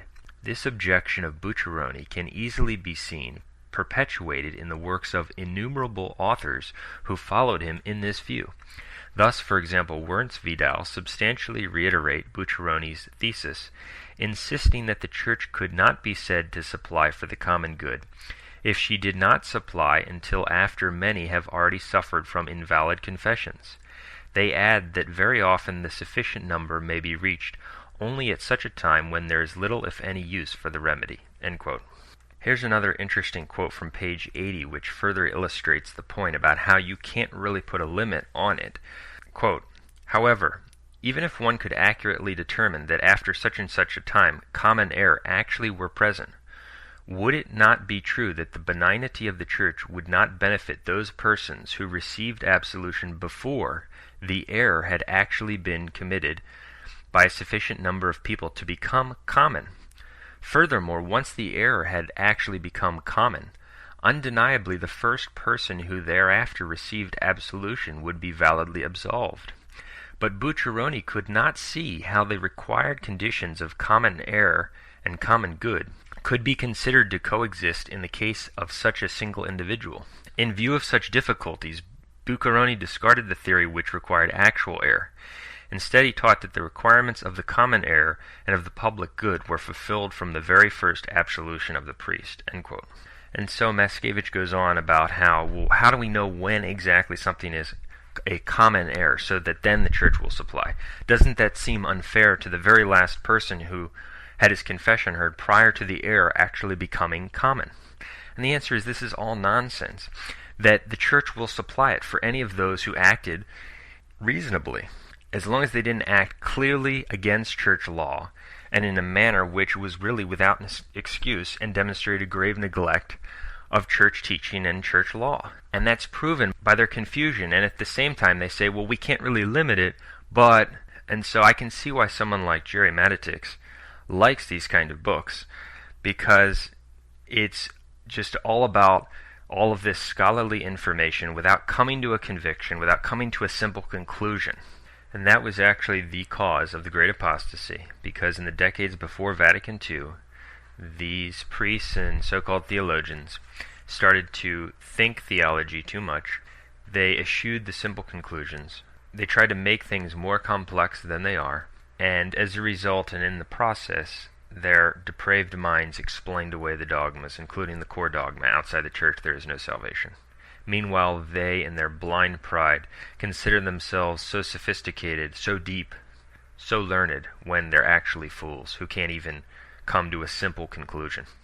I'll give one more quote on this point. There are many, but to further illustrate what I'm talking about, on page 193, Matatics says, quote, "The limit of subjectivity is determined by the time-honored phrase that to merit the suppletory benefits of Canon 209, it must always be founded upon sufficient reason to gain the assent of a prudent man. As Lamy du Clerge and Crusson agree, that it is not always easy to draw, with mathematical precision, the line between the positive and probable opinion, and one that is not such." End quote. And so the conclusion of the reader who believes that they should follow what Matatics is saying is, oh, well, we just don't know. But no, he has already given the principles which show that you can synthesize these valid principles into a conclusion. And so in conclusion on Matatics, while he remains in a fog on how to apply the principles he enunciates, he devastates the no jurisdiction position and its advocates by admitting that the Church will supply jurisdiction to someone who has not had it before. He admits that the Church will supply jurisdiction to someone with colored title, putative title, or even no title in the Church. He admits that the Church will supply jurisdiction to an undeclared heretic. He says that the burden of proof is upon someone who is attacking the jurisdictional validity of an act in the external forum. He admits that the Church will supply jurisdiction in common error, in positive or probable doubt of either law or fact, and that these situations arise if a prudent man is persuaded that they have arisen.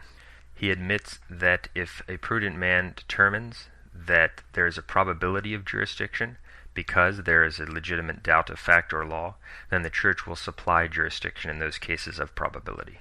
And while the Great Western Schism was a case primarily of common error and doubt of fact, the situation we're dealing with today is a situation of common error and/or doubt of law. And another very important principle in this is one that is called the intrinsic cessation of law.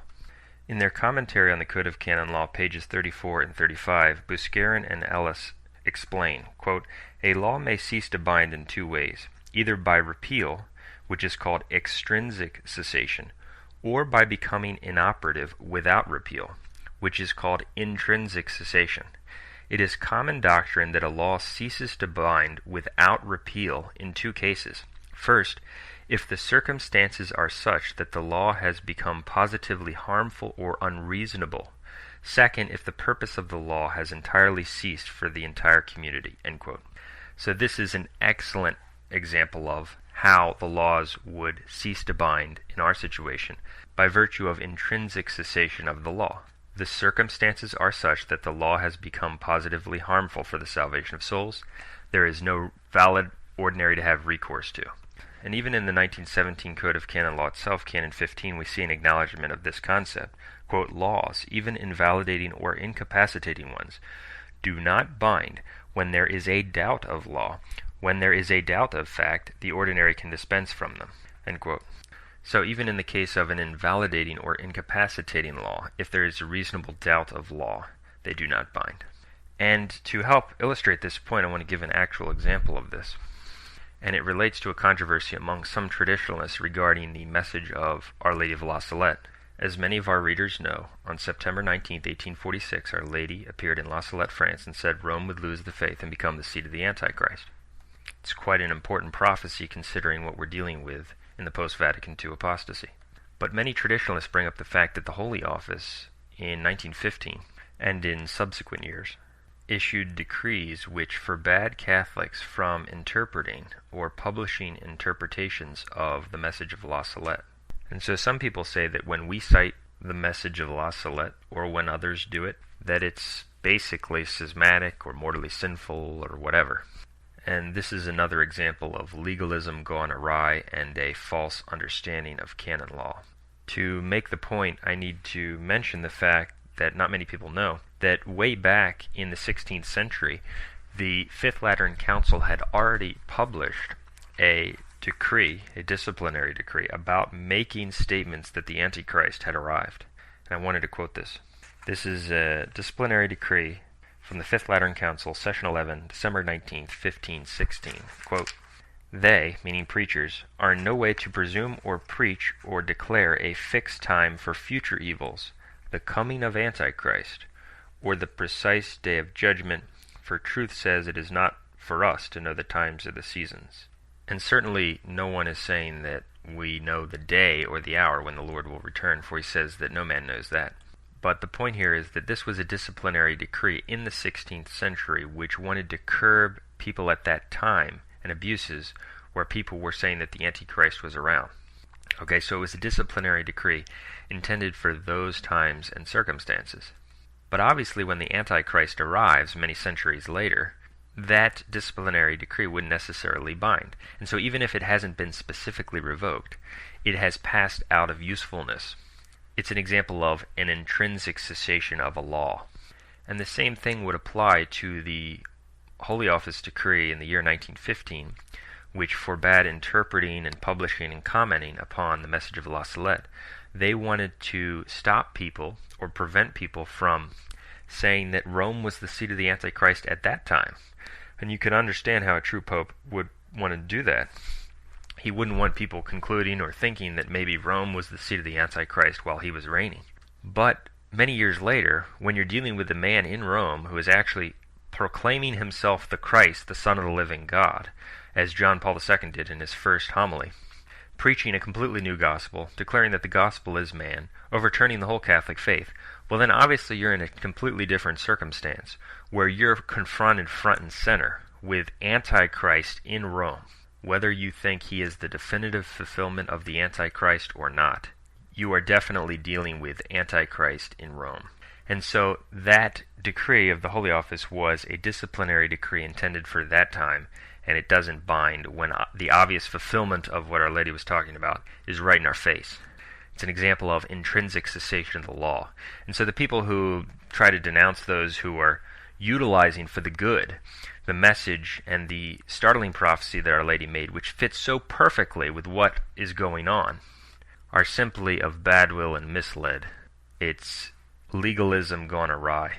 And what's ironic about this is that Gerry Matatics, who has become this legalistic Pharisee and schismatic advocate of this no jurisdiction nonsense, he quotes the Message of La Salette and uses it as if it's been fulfilled. He will point out that she said Rome will lose the faith and become the seat of the Antichrist. Well, if he wants to follow the strict laws, he shouldn't do that because the Holy Office forbade people from commenting upon it. So he violates the laws he wants to violate, and there will be more on that. And it's also interesting that in the very same decree it talked about how people are not to publish religious works. I want to quote that. In the very same Holy Office decree from 1915, it said, "Let people be subject to the sanctions given both by Pope Leo XIII through the Constitution of the offices and responsibilities against those who publish books dealing with religious things without legitimate permission of superiors." End quote. So, again, you have all of these no jurisdiction hypocrites who are completely refuted by the facts that I've covered, who publish books without permission, which is a violation, strictly speaking, of canon law. Well, they say, no, those laws have ceased, so they apply either epikeia or intrinsic cessation of the law, or whatever they want to call it, to the things they want to do, publish books, preach, etc., but all these other things, which are necessary for the salvation of souls, such as having priests to forgive sins, forget about it. That's not allowed. It's purely hypocritical. They're condemned out of their own mouths. And so God is not forbidding the faithful to acknowledge the fulfillment of Rome losing the faith and becoming the seat of the Antichrist. when it's obviously right in our face. That was a law not intended for this circumstance. Now I want to refute what the no jurisdiction position advocates say about consecrating bishops without a papal mandate. Their position is that it's never lawful to consecrate a bishop without a papal mandate. Here's how Gerry explains it.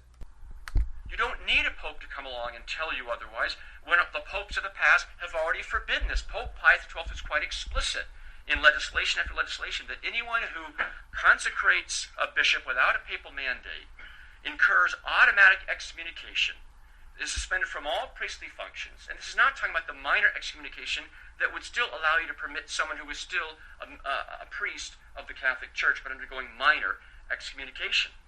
Here's more on the same issue of consecrating bishops. Ken has made the comment several times that laws do not bind when obedience to them is impossible. I agree. I agree with that principle. But it's irrelevant. It's true but irrelevant because it's not impossible to abide by this law. If canon law says that without a papal mandate you can't consecrate a bishop, then it's perfectly possible to obey that law. You say, well, then I will not consecrate a bishop until I have the mandate that not only canon law, but divine law requires. Because it is the teaching, the solemn, dogmatic teaching of the Catholic Church at the Vatican Council of 1870, for example, that all jurisdiction resides ultimately in the Pope. And the Pope delegates this authority to the bishops of the world. And therefore, the jurisdiction which these bishops want to claim extraordinarily is not being derived from the proper source. They are starting from, it's like building a house with a second floor, no first floor, no foundation to hold it up. It just can't float there in the air. In other words, it's irrelevant for Ken to say over and over again, look, we can't obey these laws. Of course you can. You just don't make bishops until you have the authority of a pope telling you to. Why did the church give you that? Please read the commentaries on these laws. Gerry says that it's perfectly possible to obey the law forbidding a consecration of a bishop without a papal mandate. You just don't consecrate bishops. Okay, canon law also says that you can't preach without permission. Don't preach! It's perfectly possible for you to obey that law and not preach, and stop your preaching all over the country. It's also perfectly possible for you to obey the law forbidding anyone to publish religious works without proper approval. You just don't publish religious works, but you do that anyway, even though it's possible for you to obey it. It also says in canon law that when you convert someone, you must bring him to the local ordinary so that he can make his profession of faith and abjuration there. But since there aren't any local ordinaries, that would mean that you couldn't convert anyone because, according to the strict letter of canon law, you have to go to the ordinary. It's perfectly possible for you to obey that law. You just don't try to convert anyone, or you try to convert him and hope and pray that some ordinary comes along out of nowhere so that he can make his profession of faith to him. This is abominable hypocrisy. And before I get into refuting his false position on the consecration of bishops without papal mandate, I want to play another clip in which he invokes Hypocrisy and admits that when he thinks it's justifiable, it's okay to violate the very laws he claims are binding. Not canon law. Can you please tell us who received you back into the church and by what means? And can you please show us the imprimatur for all your published works and website? What Ken has just done is point out something that we both agree in this debate. That obviously there is a legitimate application of the concept of epikeia that can be invoked. And I have a whole section on it in the handout there. Because obviously Ken can't show any imprimatur for his writing or his engaging in the debate as well. Technically speaking, but if we follow the strict letter of the law, we cannot have a debate without the approval of the local ordinary, but we don't have a local ordinary to do so. In that case, however, canon law itself addresses that situation. It says that when the faith, and I have the quote here in the handout. Let me see here, I'll just read it right to you. Bad argument number 9. Gerry Matatics is such a hypocrite. What gives him, a mere layman, the right to give talks, especially talks or debates against the CMRI? And yet he has the audacity to argue that the clergy of the CMRI are not authorized to preach or otherwise function as clergy. Answer. Unlike the clergy of the CMRI, I do not violate the prescriptions of canon law in what I do.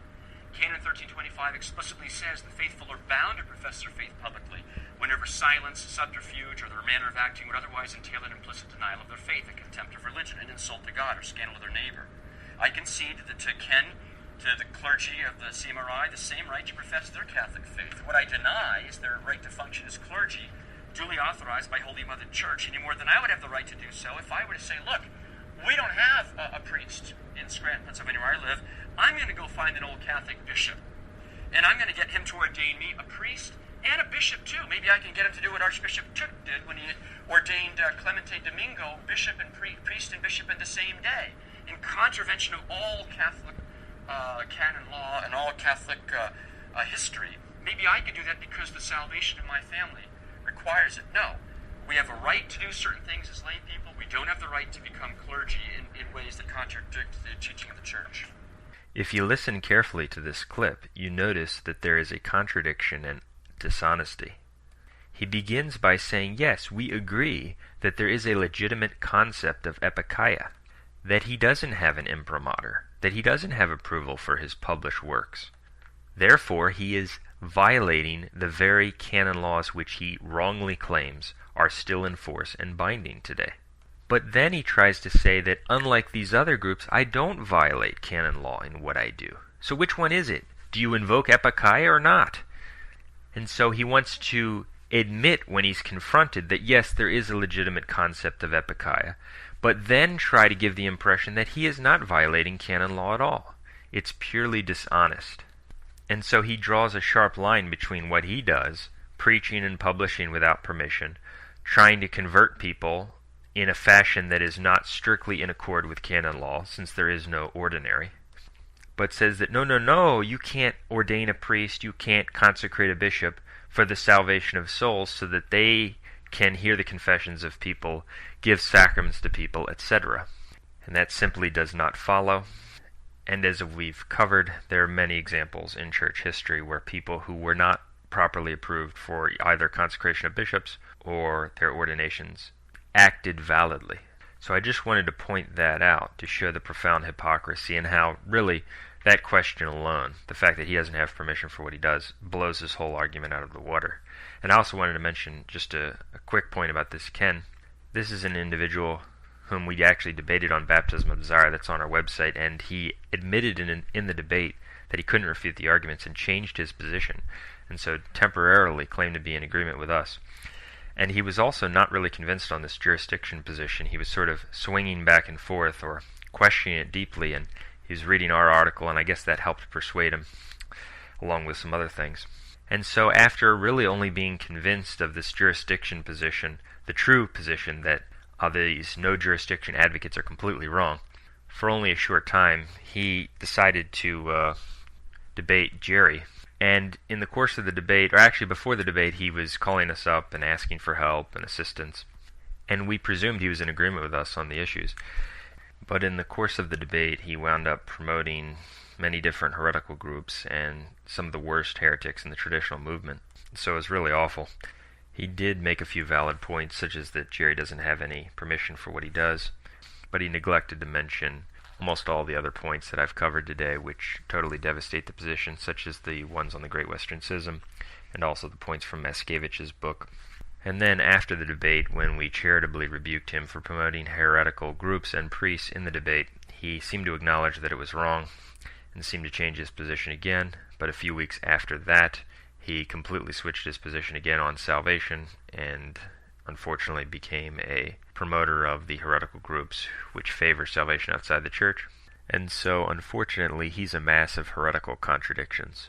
Now I want to cover in some detail the issue of consecrating a bishop without a papal mandate. All of the advocates of the no jurisdiction position cite Pope Pius XII in his encyclical from June 29, 1958, Ad Apostolorum Principis, which was about the consecrations in China without a papal mandate.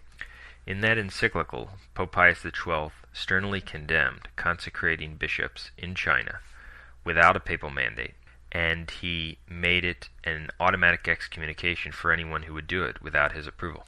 And so the advocates of the no jurisdiction position cite this and say, see, this is clear.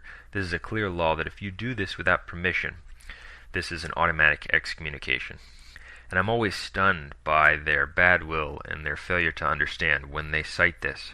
Because in the very same encyclical, and this is covered in our article on jurisdiction, which has been posted on our website for some years now, where we give the quotes from this very encyclical, Pius XII repeatedly mentions in this very encyclical that the issue of consecrating a bishop without a papal mandate is a disciplinary issue.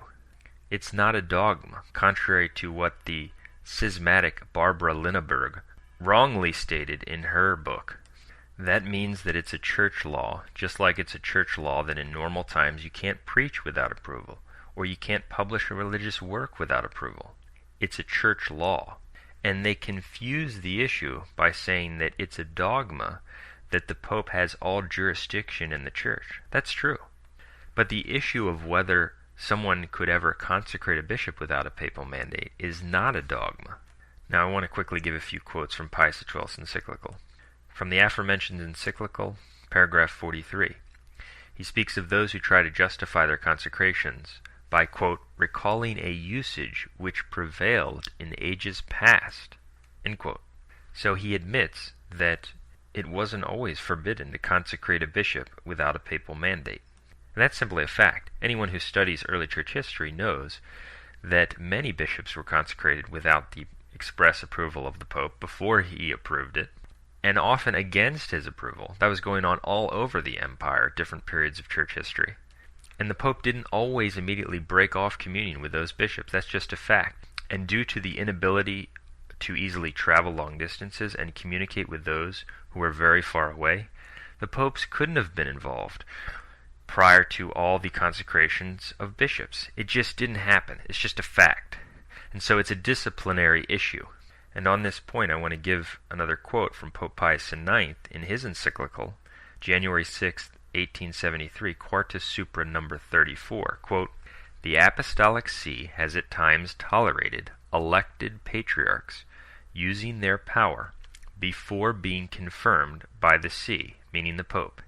It has done so because their districts were so distant, or because the journey was dangerous, or because of the reverses threatening more and more frequently from the predominance of schismatics of the same rite, end quote. So Pius IX simply acknowledges the fact that many bishops in church history were consecrated before the Pope even approved them.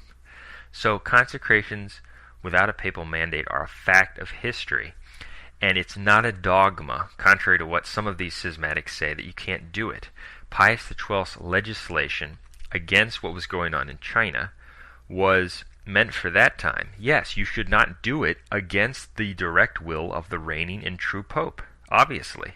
He was not talking about a situation where there is no Pope, where all the ordinaries have vanished into apostasy. And in fact, in arguing this point, he even says this. This is from paragraph 50 of the same encyclical. Quote, it is obvious that no thought is being taken of the spiritual good of the faithful if the Church's laws are being violated. And further, there is no question of vacant sees, as they wish to argue in defense, but of episcopal sees whose legitimate rulers have been driven out or now languish in prison, end quote. And so Pius XII even explicitly acknowledges and implies that if there were a question of vacant sees, they might have a stronger argument. But he says that there is no question of vacant sees. Rather, it was a situation where there are legitimate bishops, but you're trying to usurp their offices against my will. He's not talking about a situation where there are no bishops, and you need a bishop to ordain a priest, and there is no pope, and there are no ordinaries. So it's completely beside the point. It's a terrible argument. It's just amazing how more people who read this encyclical do not see it. And I just wanted to give one more quote from the encyclical to further demonstrate the point. In paragraph 43, which we've already cited part of, he speaks of how they, quote, indisputably prove that they follow this line deliberately in order to escape from the discipline which now prevails and which they ought to be obeying, end quote.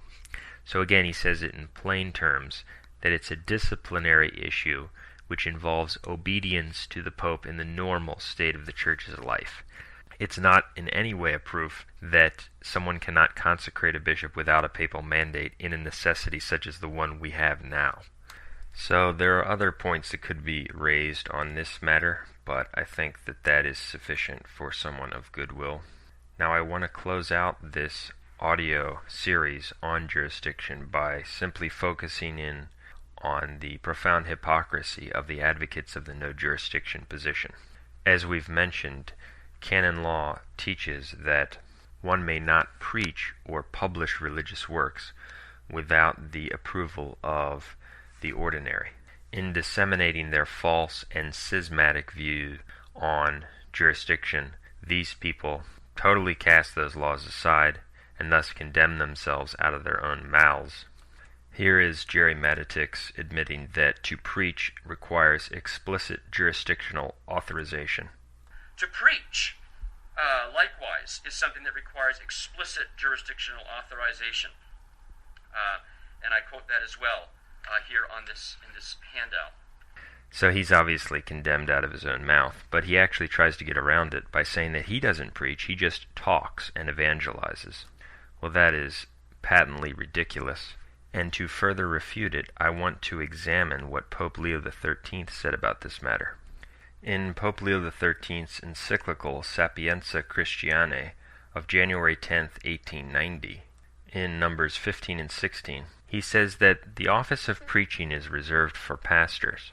But he goes on to say what part the laity can have in preaching and or teaching in a less than official capacity. He says, quote, "No one, however, must entertain the notion that private individuals are prevented from taking some active part in this duty of teaching, especially those on whom God has bestowed gifts of mind.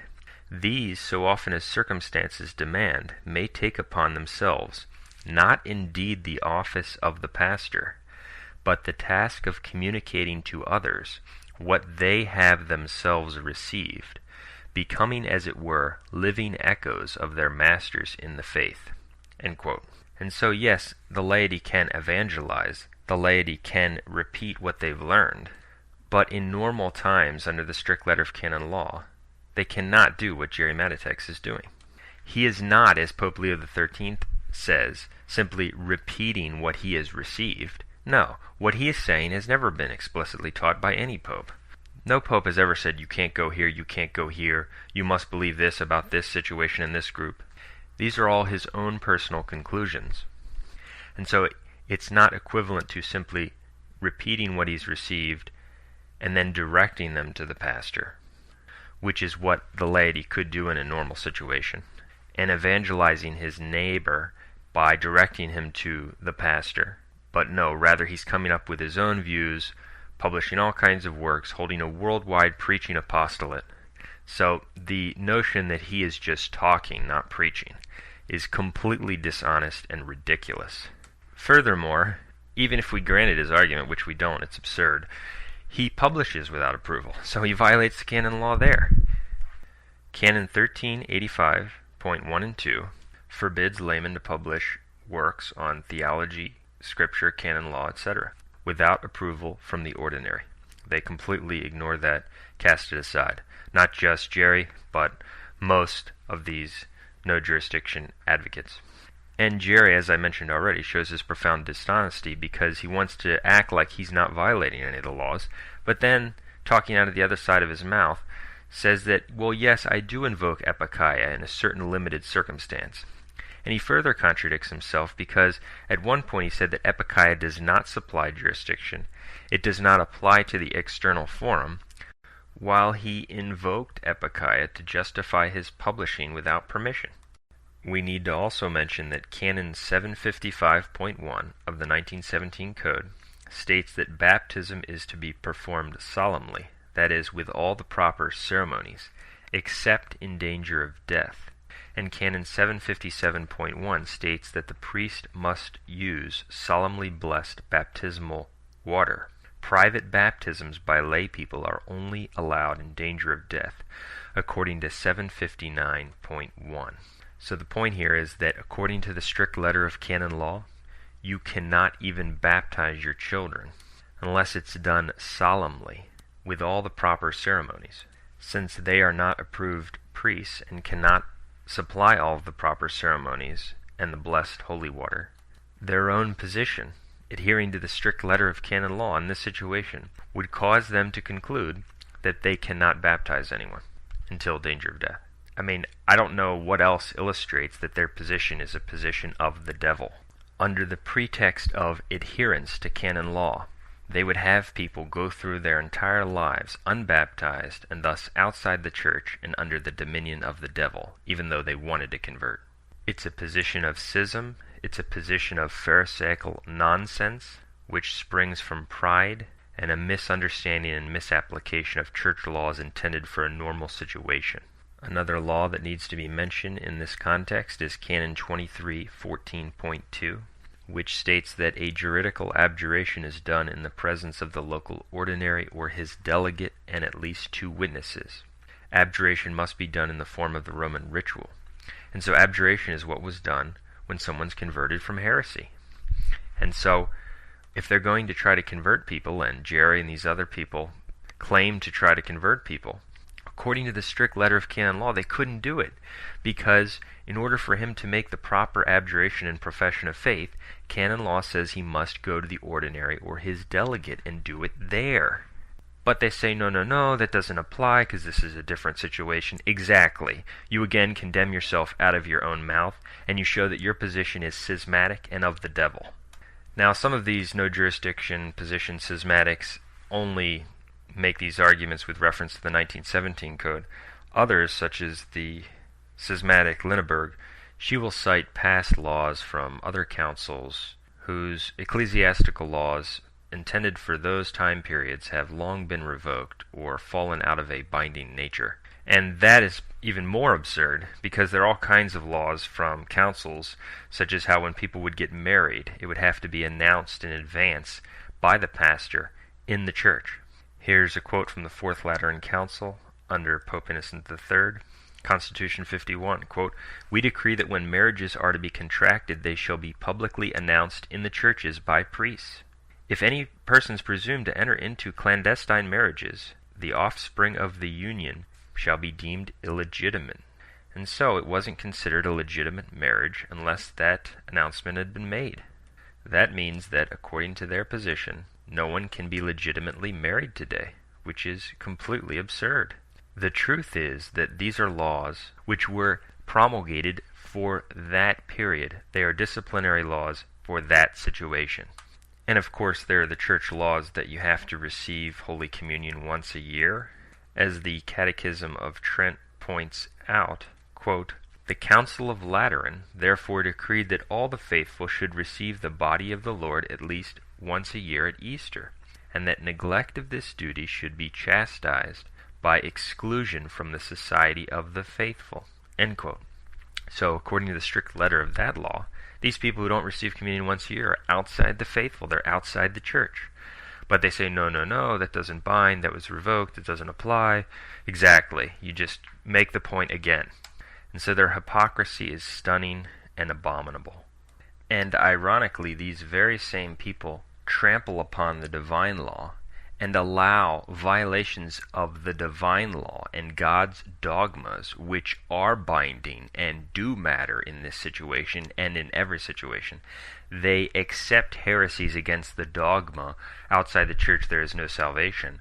And they accept people as Catholic who reject that dogma, as proven by our discussion of Gerry's acceptance of such individuals as Catholics. And so they've fallen into a clear snare of the devil. As a result of their failure to really believe in God and stand for His truths, the devil has them binding things that aren't binding and ignoring the things that are binding. The problem with these different groups, such as the CMRI and these other independent groups who are offering traditional masses, is not that they want to spread the traditional mass. It's not that they want to say traditional masses. It's that they deny the dogma outside the church there is no salvation and accept natural family planning. Those are the primary problems. They're problems dealing with faith.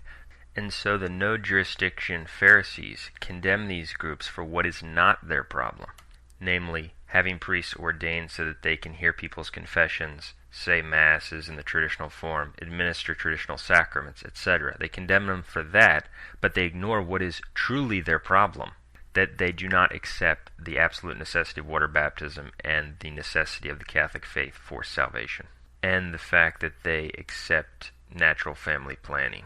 So they condemn them for what is not their problem, wanting to spread the traditional Mass, wanting to administer traditional sacraments, but for the most part neglect their violations of what really matters, the faith. And the faith is what people need for salvation. That's what they need to be saved, and that's why these jurisdictional Pharisees are so deceived. And what our Lord said to the Pharisees applies to them. Matthew 23:23, quote, "Woe to you, scribes and Pharisees, hypocrites, because you tithe mint and anise and cumin, and have left the weightier things of the law, judgment and mercy and faith. These things you ought to have done, and not to leave those undone." End quote. And they are exactly what our Lord spoke of in the Gospel when he condemned the Pharisees. For instance, in Matthew chapter 12, we read about how when Jesus went through the corn on the Sabbath and his disciples were hungry, and they began to pluck the ears and to eat, because they felt they needed the food. And the Pharisees, seeing them, said to them, "Behold, thy disciples do that which is not lawful to do on the Sabbath." But Jesus said to them, "Have you not read what David did when he was hungry, and they that were with him, how he entered into the house of God and did eat the loaves of proposition which it was not lawful for him to eat, nor for them that were with him, but for the priests only? Or have you not read in the law that on the Sabbath days the priests in the temple break the Sabbath and are without blame?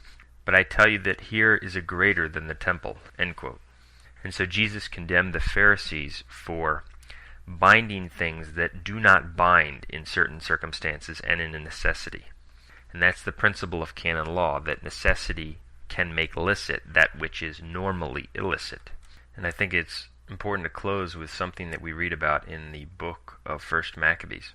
In 1 Maccabees, we read that some of the Jews made a mistake which is similar, though not quite as absurd, to what the advocates of the no jurisdiction position argue. In the Maccabees, the resisting Israelites were attacked on the Sabbath because the allies of evil King Antiochus didn't believe that they would fight back on the Sabbath. At first, the Jews, the resistors, did not fight back on the Sabbath because they believed it would be unlawful. Or, if you prefer to translate that into language for our times, they did not say Mass, they did not hear confessions, they did not consecrate bishops, they did not ordain priests, because they believed it was unlawful. But after their people were all being slain, the Maccabees changed their course and did fight back on the Sabbath. 1 Maccabees 2:32 and following, quote, "And forthwith they, the allies of King Antiochus, went out towards them and made war against them on the Sabbath.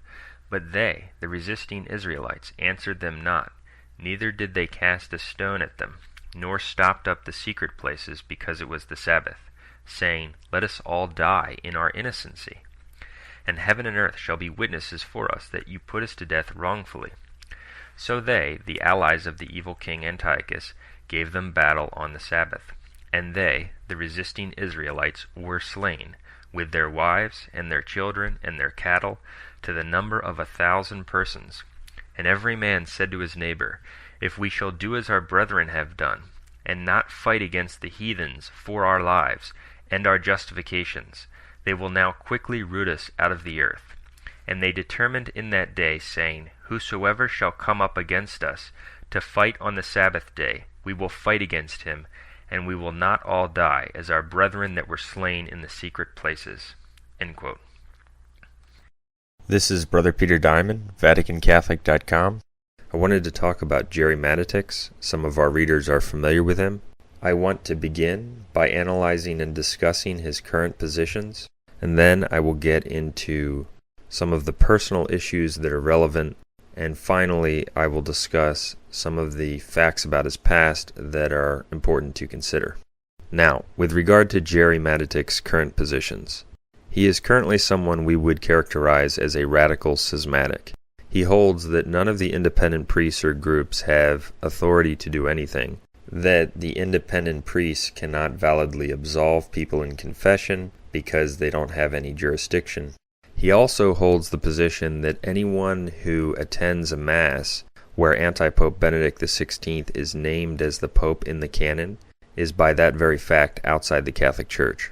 And I want to quote him directly on this point. He says, quote, "Everyone attending a Mass which names Benedict XVI as Pope in the canon thereby objectively places himself or herself in that counterfeit church and thus outside the true church, since one cannot in reality have dual membership simultaneously both in the true and in a false church." End quote.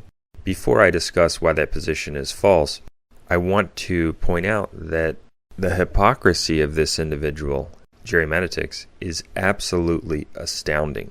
Because based on that statement, he presents himself as if he's this uncompromising traditional Catholic who completely rejects Benedict XVI and communion with anyone in communion with Benedict XVI. But actually, believe it or not, Gerry Matatics is simultaneously a promoter of the Vatican II sect.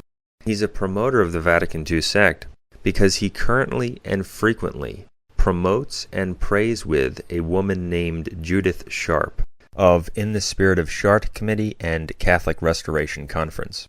Not only does Judith Sharp not take a public position against anti-Pope Benedict XVI, but she actually features speakers such as Robert Sungenis and John Salza, who defend the Vatican II Church and defend anti-Pope Benedict XVI.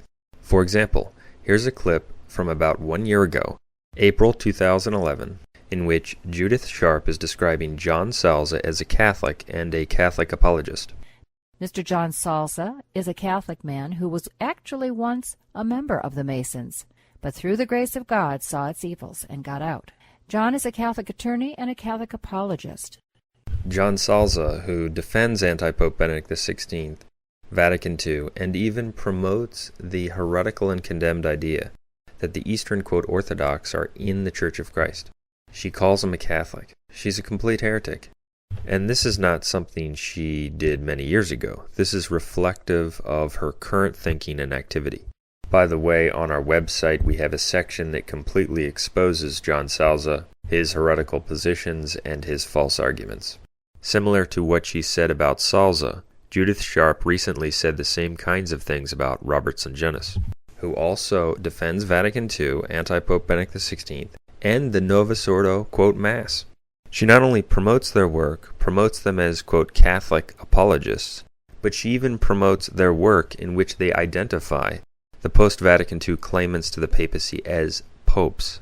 She also will be co-sponsoring a conference this summer of 2012 featuring speakers such as Gary Potter and E. Michael Jones, both adherents of the Vatican II sect, complete Novus Ordo heretics.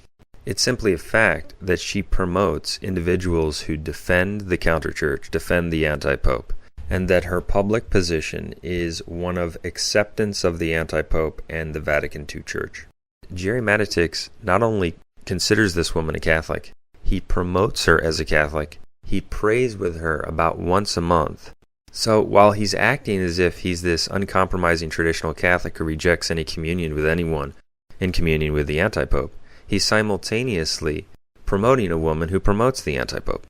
Here are a few clips. The first one is from 2008, in which Gerry Matatics is identifying this heretic, Judith Sharp, as a Catholic. That is followed by clips from May of 2012, just a few weeks ago, in which he's indicating that he's in religious communion with this promoter of anti-Pope Benedict XVI, that he prays with her consistently, that he regards her as a Catholic, and there are other clips which show that he directly promotes her heretical work. And when Catholics like you or me or Tom Drosky or others speak out about this whole month of May is traditionally dedicated to Our Lady, and we always begin with a prayer, you and I. That's a great way to end this. Okay. That's really going to start us off on the next one. Okay. All right, well, we're going to quit and say goodbye, and we'll talk to you in a month. Okay. So God bless you. Thanks Thank you. again, and Notre Dame de Chartres. Pray for us. So, this is what he does all the time. just did it a few weeks ago with this promoter of the anti-pope, this promoter of people who defend Vatican II. He calls her a Catholic, he promotes her as a Catholic, and he prays with her. This woman who also promotes David Allen White and calls him a traditional Catholic, a man who believes atheists can be saved. Gerry Matatics is a complete and total heretic, and he is utterly condemned by his own statements. He promotes her as a Catholic and prays with her, while simultaneously presenting himself as if he's this uncompromising traditional Catholic, and even while condemning anyone who attends a Mass where Benedict XVI is named as the Pope. Well, by his own argument, he's absolutely self-condemned, because he's putting himself in communion with people who promote the anti-Pope obstinately. It's almost unbelievable spiritual blindness and hypocrisy. For example, in his letter in which he's talking about how everyone who attends a Mass where Benedict XVI is named as the Pope is outside the Catholic Church objectively, he also says, quote, people who call themselves traditional Catholics need to stop doing things that are logically inconsistent, indeed incompatible, with that claim, such as putting themselves in ecclesial union with arch-heretic Joseph Ratzinger, and thus polluting the purity of their profession of the Catholic faith with dire results, end quote. The man has been totally blinded by Satan, and God has allowed it, as a result of years of bad will and compromise and dishonesty and heresy. He cannot see that he's totally self-condemned. It's astounding, but it's actually the kind of thing we've seen from Gerry Matatics throughout his career. This person, Judas Sharp, also identified the Protestant heretic Ted Pike as, quote, reverend, a voice crying in the wilderness, and a Christian. She's a complete false traditionalist heretic. Now, there are many other things that could be said about Gerry's false position, that anyone who attends a Mass where the anti-pope is named as Pope is by that very fact outside the Church. But the fact of the matter is Gerry doesn't even believe that, because he says that this is true objectively, but subjectively he doesn't know. When he makes that statement, what he's really saying is that it's possible to be Catholic and be present at a Mass where Benedict XVI is named as the Pope. He's also saying that it's possible to be Catholic and knowingly attend a Mass where Benedict XVI is named as the Pope. His assertion that people are outside the Church objectively, but subjectively he doesn't know, is meaningless. It's simply a dishonest way for him to selectively exclude from the Church people he wants to exclude from the Church, while justifying and including within the Church others he wants to justify and include within the Church, even though the people he includes within the Church might be doing the exact same thing as the people he excludes from the Church. And it's also so ridiculous because if one were to adopt Gerry's principle, you would have to apply it to the reign of Antipope John Paul II and the reign of Antipope Paul VI. They were public heretics, being named as popes in the canon of Masses. So if everyone during the reign of Benedict XVI is outside the Church for attending a Mass where he's named as the Pope, that was true during the reign of Paul VI and John Paul II, and that's absurd. Anyone with any Catholic sense knows that's false. And Gerry flatly contradicts it, by the way, because when he describes his own, quote, conversion to the Catholic faith, he says that he converted to the Catholic faith in 1986. But that was during the reign of Antipope John Paul II, when he was attending, quote, Masses where Antipope John Paul II was named in the canon. So he considers himself to have become a Catholic, but everyone else, by his own principle, who attended such Masses, would have to be considered non-Catholics. That makes a lot of sense, doesn't it? His assertion that he became a, quote, Catholic in 1986 also completely contradicts his utterly false and schismatic no-jurisdiction position, because, according to his own argument, we must follow the strict letter of canon law, and canon law says that you must make your profession of faith and abjuration of heresy in the presence of a legitimate ordinary or his delegate. And the people before whom he presented himself to make his profession of faith were novus ordo and therefore not legitimate authorities before whom one could make such a profession. So, according to his own argument, he did not fulfill the canonical requirements for a proper conversion and abjuration of heresy, yet he still considers himself to have become a Catholic in 1986 when he quote, converted to the Novus Ordo. Since his positions are false, they are riddled with contradictions. The truth is that you do not leave the Catholic Church and align yourself with the counter-church until you embrace heresy. And that is done by either imbibing one of the heresies of the counter-church, such as false ecumenism, or defending a heresy in Vatican II, or failing to condemn the anti-popes as heretics when you see their heresies, or accepting them as popes after you see their heresies and the Catholic teaching that heretics cannot be popes. We agree, people who do any of those things align themselves with the counter-church and leave the Catholic Church by heresy. But simply being present at a Mass where he is named does not expel you from the Church, because it's possible to be present at a Mass where he is named without knowing about his heresies, or without agreeing with his heresies or supporting them. Moreover, Gerry's assertion that presence at a Mass where Benedict XVI is named as Pope necessarily signifies union with the heretic is also completely wrong, because the prayer in the Mass for the man they think is the Pope is not a substantial part of the Mass. It's not the reason people show up. It's not the purpose of the event. It's an accidental and very minor part. The reason for the event is the sacrifice and the administration of the sacrament, not to pray for the man they think is the Pope. The only thing receiving communion at such a Mass necessarily signifies is that the Mass is valid and that it's according to a legitimate rite of the Church. Presence there does not signify agreement with every minor thing the priest does, says, or thinks. To assert otherwise is false and ridiculous. Moreover, the prayer for the man they think is the Pope is an accidental and not a substantial part of the Mass, because they would be praying for anyone they consider to be the legitimate Bishop of Rome. The prayer is intended to show union with the papacy, not even with one man in particular. If they lived 100 years ago, they would be saying the same prayer for a true Bishop of Rome. The prayer is meant to distinguish them from the Eastern schismatics and other heretics who do not accept the papacy and what Christ instituted in St. Peter.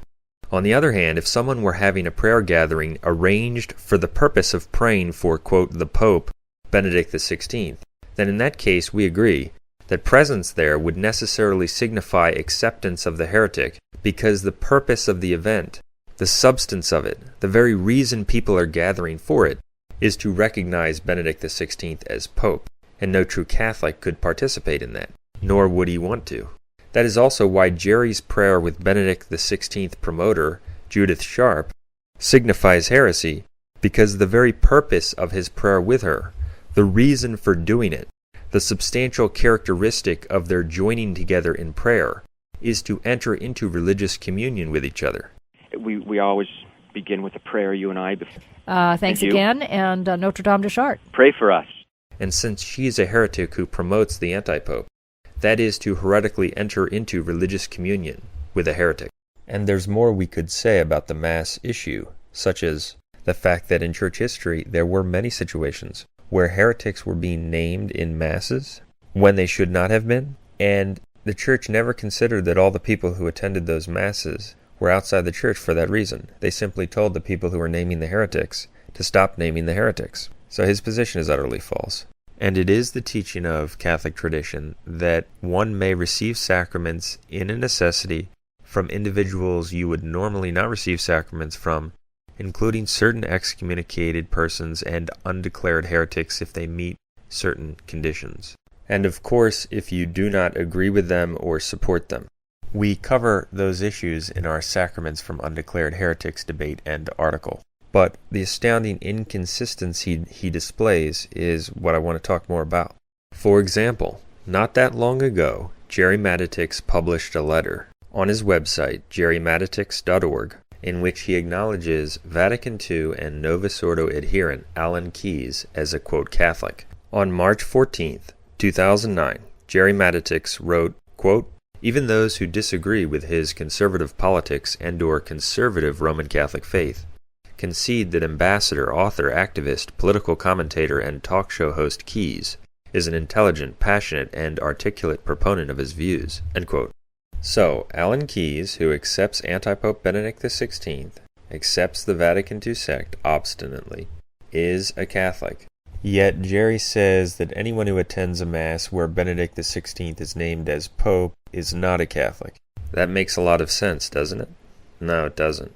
in something he wrote about Hermenegild, Gerry also said that, quote, any Catholic entering into communion with a public heretic, by that very act, also falls out of communion with the Church, tragically joining the heretic in his excommunicated and damned unless he repents state.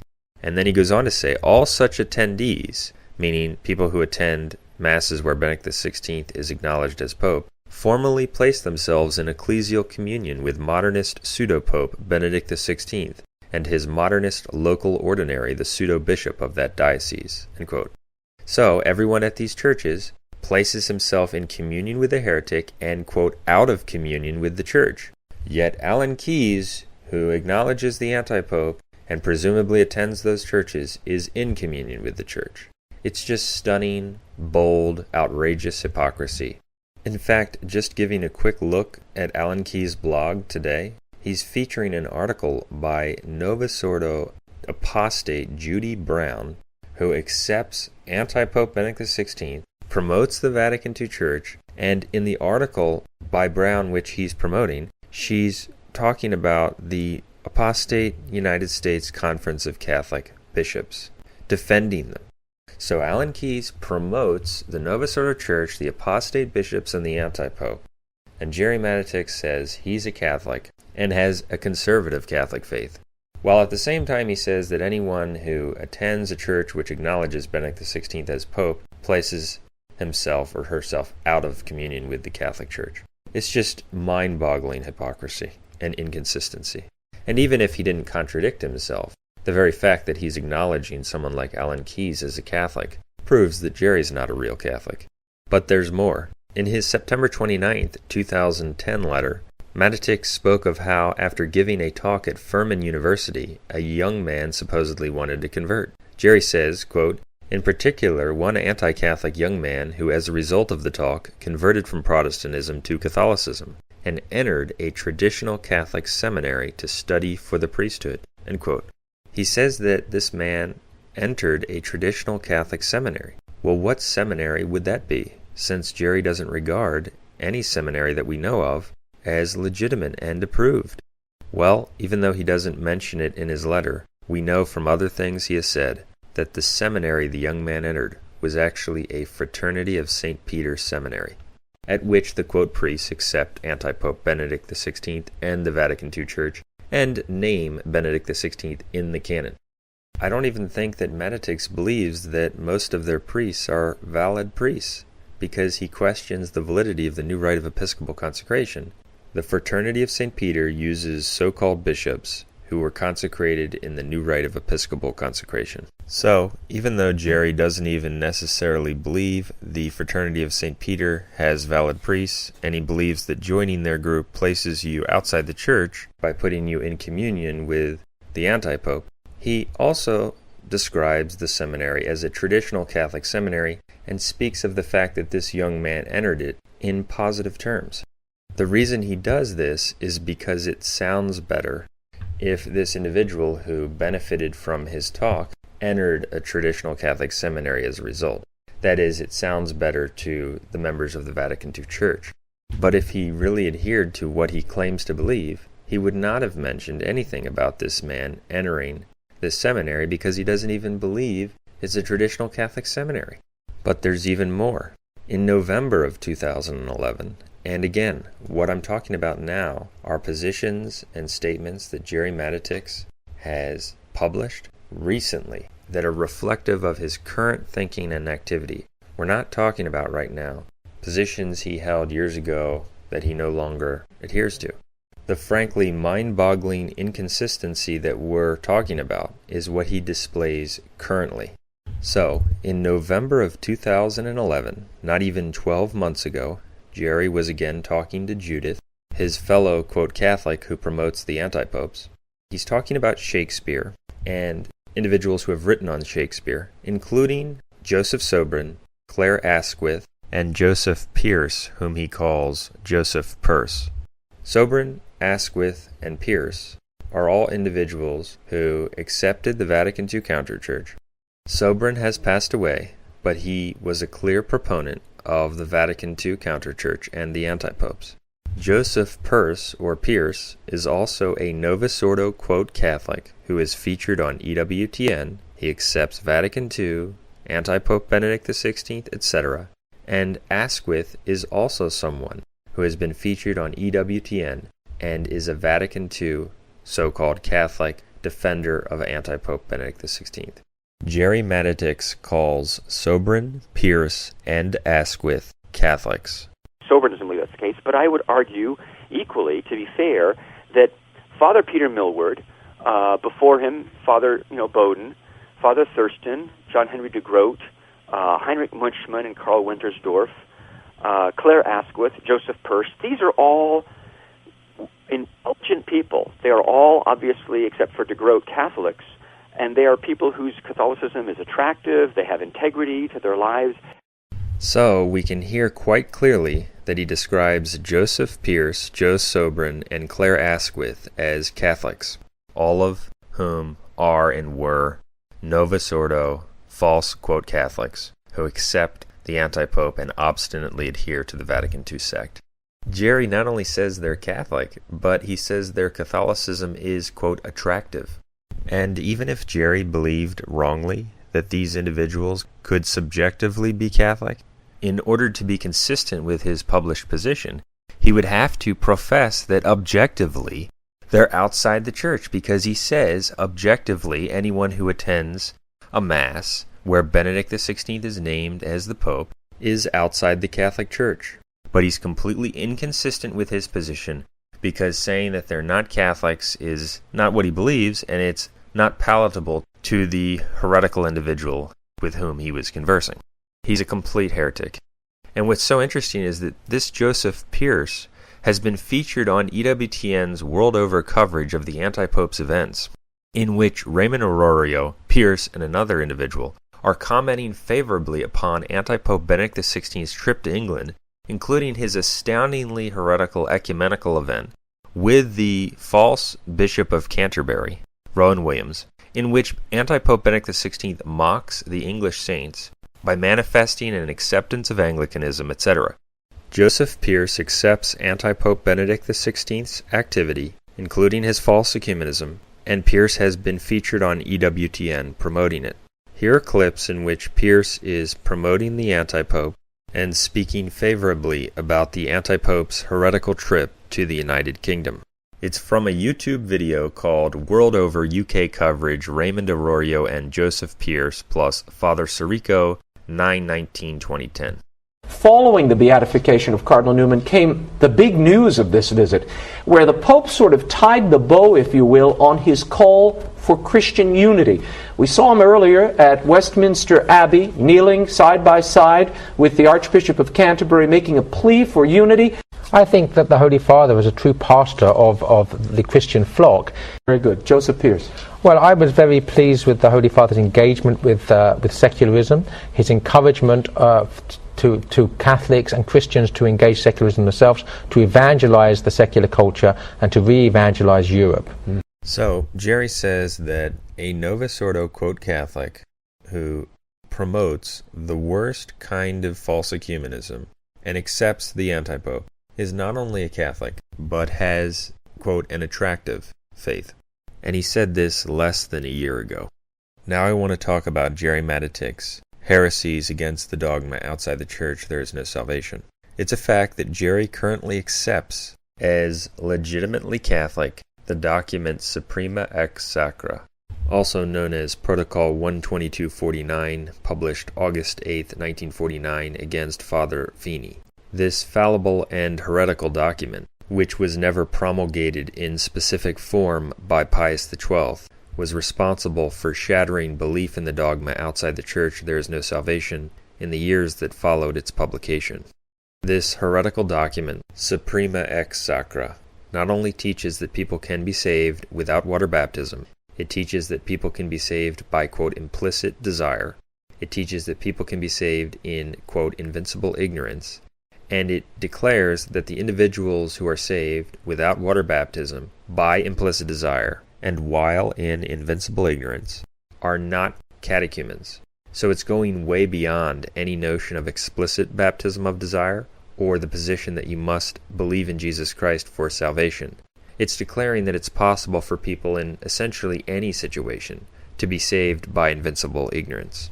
It also teaches the heresy that these people who are supposedly saved by being united to the church are not part of the body of the church, when it's a defined dogma that you must belong to the body of the church to be saved.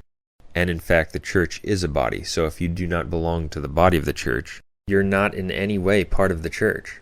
And all of the heretical traditionalist groups which accept Suprema ex Sacra understand it to mean that it's possible for Jews, Buddhists, etc. to be united to the church and saved by, quote, invincible ignorance and implicit baptism of desire. I say that Gerry Matatics accepts this heretical document because in the fall of 2007 I had a conversation with him that lasted about 5 hours, and much of it was about Suprema ex Sacra. During the conversation, Gerry Matatics repeatedly refused to call Suprema ex Sacra heretical. He's not necessarily a huge fan of the document, but he believes that it's okay to accept its teaching. According to him, you can be a Catholic and obstinately hold, believe, and teach that people can be saved who are not part of the body of the church, who are in, quote, invincible ignorance, who are not baptized, who are not even catechumens, etc. Therefore, he accepts a heretical position on outside the church there is no salvation. That conversation in 2007 also concerned some of the other things that Gerry Matatics did to compromise the church's teaching on baptism and salvation. At the time, we were not utilizing the recording system we are now, so I wasn't able to handily record it. However, Gerry had a tape recorder, and he said that he would record it, and we agreed to that. He also told me, in front of his wife who was listening, and some of his children, that he would send me a copy of the recorded conversation the next day. Well, about 5 years have passed, and we still have not received the tapes. And the reason he never sent them is because the conversation proved that what we say about him is true. He couldn't defend himself against the truthful points we made about his heretical position on salvation and the things he did to compromise the dogma. He lost the argument, and that's why we never got the tapes. It also shows you how lacking in integrity Gerry Matatics is, because when he promised in front of his wife and some of his children to send us the tapes, I figured that there's a good chance he's going to send the tapes. Is he really going to lie directly in front of his family? Well, apparently so. A real Christian is a man of his word. If he promises his fellow man that he's going to do something, he does it. However, Gerry's failure to fulfill his word is consistent with a man who will, on one hand, say that everyone who attends a Mass where Benedict XVI is named as Pope is outside the Church, while simultaneously calling obstinate promoters of the Novus Ordo, such as Joseph Pierce, Catholics. Now, to this day, Gerry claims that we misrepresent him on the dogma outside the Church there is no salvation. A few years ago he wrote, and this is what he still promotes, quote, "The Diamond Brothers, be it noted, have persisted, even after I have corrected them, in libelously misrepresenting me as having sold out to those who teach the liberal view, that one can be saved in other religions, which is a damnable lie, since I have never at any time held to this heresy, nor have I for a single moment ever considered to be a Catholic anyone holding to this heresy." End quote. So, let's make this clear. Gerry Matatics says that we commit a damnable lie when we say that he considers as Catholics people who hold to this heresy, that people can be saved in false religions. Note that Gerry is not only declaring that he doesn't believe in this heresy, but also that it's a damnable lie to say that he regards as a Catholic anyone else who believes in this heresy. This is a bold assertion. He's not only saying what we say is false, he's saying it's a mortally sinful, damnable lie. Well, let's play the audio to refute this damnable liar, Gerry Matatics, who is frankly so dishonest that even when you have irrefutable audio proof to refute what he says and prove what we're saying, he'll still say it's a lie. And in fact, I don't even need to play this audio because we already heard the audio of Gerry Matatics less than a year ago, describing Joseph Pierce, Joe Sobran, and Claire Asquith as Catholics. Does Joseph Pierce believe that souls can be saved in false religions? Of course he does. He promotes anti-Pope Benedict XVI. He accepts Vatican II, which teaches that.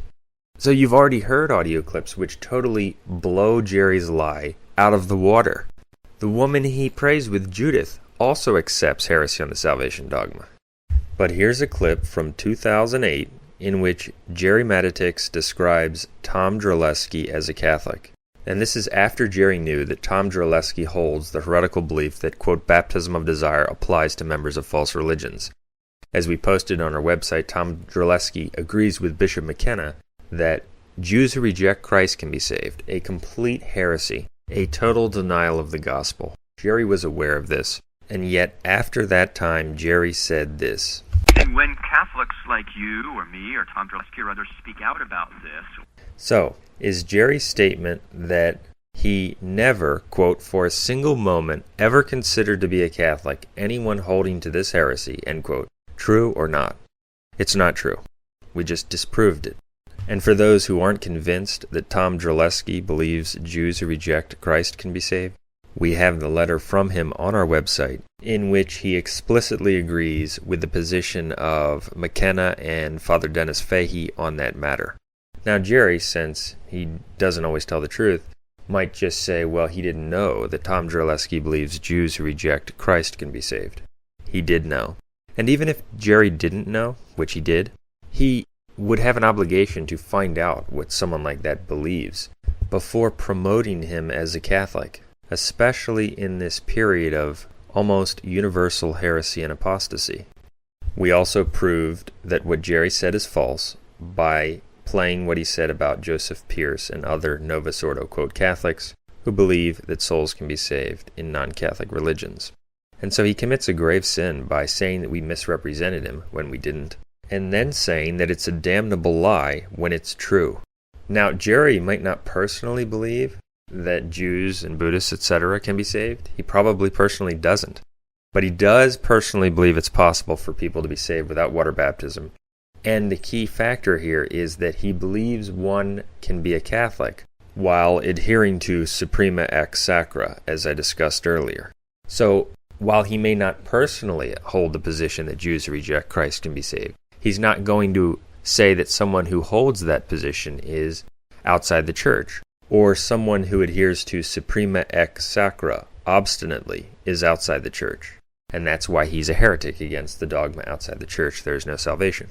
Now, in the aforementioned statement that Gerry published on this matter of his salvation beliefs, he also addressed his acceptance of the false view of explicit, quote, baptism of desire.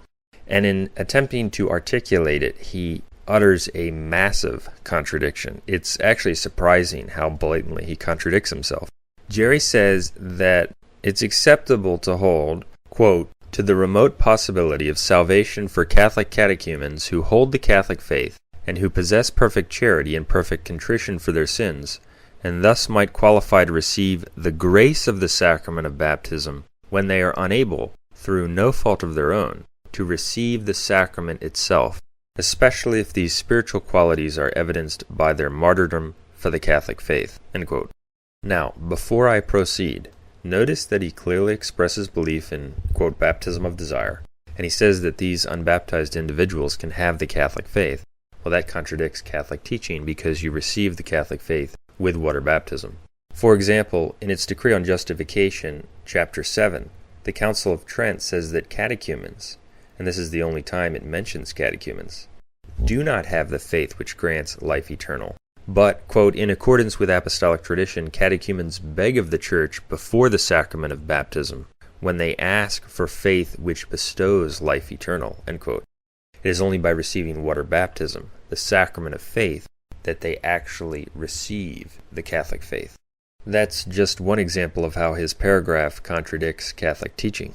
But what I want you to focus on is notice how he says that these individuals, quote, might qualify to receive the grace of the sacrament of baptism when they are unable through no fault of their own to receive the sacrament itself. He's clearly stating that these individuals who are recipients of, quote, baptism of desire, receive the grace of baptism, but not the sacrament. Because baptism of desire advocates admit that baptism of desire is not the sacrament, okay? Now, note what Gerry says in the very next sentence. Quote, such a rare occurrence would still require the existence of the sacrament of baptism and derive its efficacy from the sacrament, thus arguably not negating John 3:5 and similar papal statements. End quote. So in the very next sentence he says that the sacrament of baptism would still be required. That's a total contradiction. He just said that they receive the grace of the sacrament when they are unable to receive the sacrament. And then he says such a rare occurrence would still require the existence of the sacrament. That's a total contradiction. It's just a lie, because he wants to have it both ways. He knows that there are dogmatic pronouncements which indicate that the sacrament is necessary, that you must have received the sacrament to be in the church, yet he knows that the position of, quote, baptism of desire is that you receive the grace of the sacrament without the sacrament. So he's just blatantly contradicting himself. He's saying that they don't receive the sacrament, and then he's saying that they do receive the sacrament, and he can't see the contradiction because he's blind. And whenever anyone defends a false position, such as baptism of desire, the argumentation advanced for that position will always at some point be inconsistent. And in my discussion with Gerry in 2007, it was clear that he was unable to reconcile his acceptance of baptism of desire and suprema ex sacra with the dogmatic pronouncements on the necessity of water baptism for church membership and salvation. Some time ago, I also challenged Gerry to a debate on, quote, baptism of desire, and he never responded. So, those are the reasons that Gerry Matatics denies the dogma outside the church there is no salvation. He accepts as Catholic a heretical position, such as articulated by Suprema ex Sacra, as well as individuals who believe in salvation outside the church. He also obstinately contradicts the church's dogmatic teaching on the necessity of water baptism for church membership and salvation. Now, as mentioned earlier, Gerry Matatics also currently holds the false no jurisdiction position, that none of the independent priests or groups have jurisdiction to hear confessions, they're all unlawful, and therefore all the confessions that people make to these individuals are in vain. He also would have to hold that all the confessions made to priests in the diocesan structure, even those priests who are validly ordained and might celebrate a traditional liturgy, such as an Eastern Rite priest, are invalid. And that position is utterly false. In the file on our website, which deals with Gerry Matatics, we have audios that absolutely demolish Gerry Matatics' false position on jurisdiction. I also challenged him to a debate on that topic. He never responded. His position contradicts church history. He actually cited a book called Supplied Jurisdiction According to Canon 209 because he thought it supported his position that jurisdiction is not supplied to people who never had it before, that it's not supplied in certain circumstances. And in these audios I go through the very book he cites, and I show that it teaches exactly the opposite of what Gerry said. It teaches that jurisdiction is supplied to people who never had it before, and in the very circumstances where Gerry said it doesn't apply. So his position is completely refuted from the very book he cites. It is also destroyed by the facts about the Great Western Schism. During the Great Western Schism, you had all kinds of priests who were elevated and ordained under invalidly elected anti-popes, and the bishops they elevated. So if only those who received a proper canonical mission from legitimate authorities within the Catholic Church can have jurisdiction, for example, to hear confessions, then those priests in the Great Western Schism operating under the anti-popes did not have jurisdiction to hear confessions, and all the Catholics who approached those priests for confessions did not have their sins absolved. But that's completely wrong. Those priests did have jurisdiction to hear confessions, despite being under the anti-pope, because the Church supplied it to them automatically. And in fact, St. Vincent Ferrer was one of those priests operating under anti-pope Benedict XIII. And when the Church canonized St. Vincent Ferrer, it actually made reference to some of his deeds during the time period he was serving under the anti-pope. He was wrong in good faith about who the properly elected pope was. and therefore the Church was not saying, well, actually the confessions you heard during that period under the anti-pope because you did not receive a proper canonical mission were invalid. No, it's absurd. And someone might say that St. Vincent Ferrer was a special case. He was a miracle worker, and therefore he had an extraordinary mission. But that argument fails miserably as well, because what about all of the other priests during the Great Western Schism under the anti-popes who were not working miracles? They had jurisdiction too, because the Church supplied it to them automatically for the needs of the faithful. The no jurisdiction position is simply wrong. It's a misunderstanding of the nature of ecclesiastical law and how it is to be understood and applied, and how it is to be distinguished from dogmas. The facts about the Great Western Schism completely refute the no jurisdiction position held by Gerry and some others. And Gerry's attempted response to these facts is quite poor. Here's an example. I mentioned some bad arguments near the end of my article. I give several of them, and several of them have already been shared today, so you can hear the arguments that Ken has made and hear what my responses to them would be. Pope Martin V's decree ad evitanda scandala at the end of the Great Western Schism is nothing to do with, doesn't help the CMRI out at all today, because a true pope at that point was supplying jurisdiction to those that were in good faith following a man that they believed was a true pope, like St. Vincent Ferrer. You can read all about that here. That statement that Gerry just made is completely false and quite misleading. The true popes during the Great Western Schism were not giving jurisdiction to the priests and bishops under the anti-popes. Because a true pope at that point was supplying jurisdiction to those that were in good faith following a man that they believed was a true pope, like St. Vincent Ferrer. They just didn't do that. In fact, they excommunicated the rival claimants to the papacy, and they declared that people should not follow the rival claimants. They did not give canonical mission or jurisdiction to the priests who were operating under the anti-popes. They just didn't do it. So the only reason that the priests operating under the Avignon anti-popes and the other anti-popes were able to validly absolve people, as Gerry seems to admit that they were, is because the Church supplied the jurisdiction to them automatically in the doubt of fact situation. It's a clear, irrefutable, historical example of how the Church supplies jurisdiction to people who were never canonically approved in the proper way under the normal requirements, and that the Church will do this for the needs of the faithful as a result of a doubt of fact situation, doubt of law situation, or common error. The advocates of the no jurisdiction false position have absolutely no cogent answer for the facts about the Great Western Schism, as Gerry's very bad argument and actually blatantly false statement shows. The only answer they can give is to throw out a distorted and very misleading response that might confuse people who don't actually carefully consider what he's saying or don't know a lot about the Great Western Schism, but it will not convince people who carefully assess what he's saying and are more familiar with the issue. Gerry makes the claim that the true popes during the Great Western Schism were authorizing the ministry of the priests under the anti-popes. It's just completely untrue. Because a true pope at that point was supplying jurisdiction to those that were in good faith following a man that they believed was a true pope, like St. Vincent Ferrer.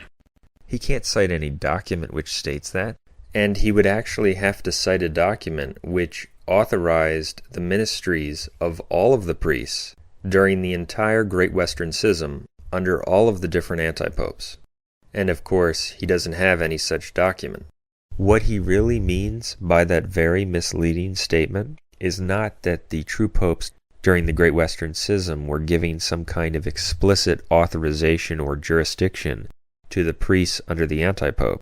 What he really means, but he says it in a very misleading way, is that, well, since there was a true pope reigning, the Church supplied the jurisdiction automatically to the priests who were not properly approved and operating under an anti-pope.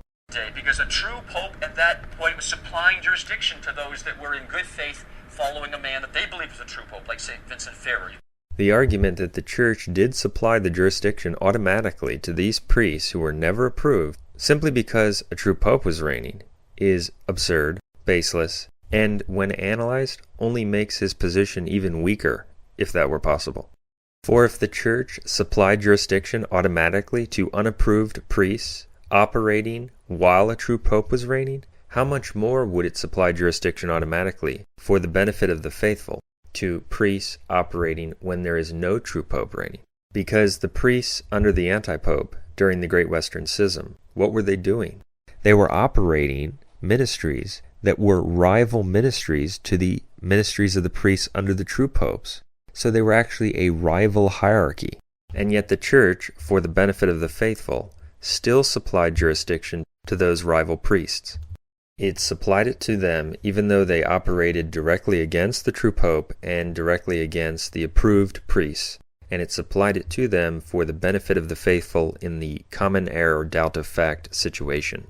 So how much more would the Church supply jurisdiction to priests in our day when there is no true pope reigning, when they are not competing with the true pope or the priests under him? The argument that the Church, for the salvation of souls, would automatically supply jurisdiction to priests operating in our day is even stronger.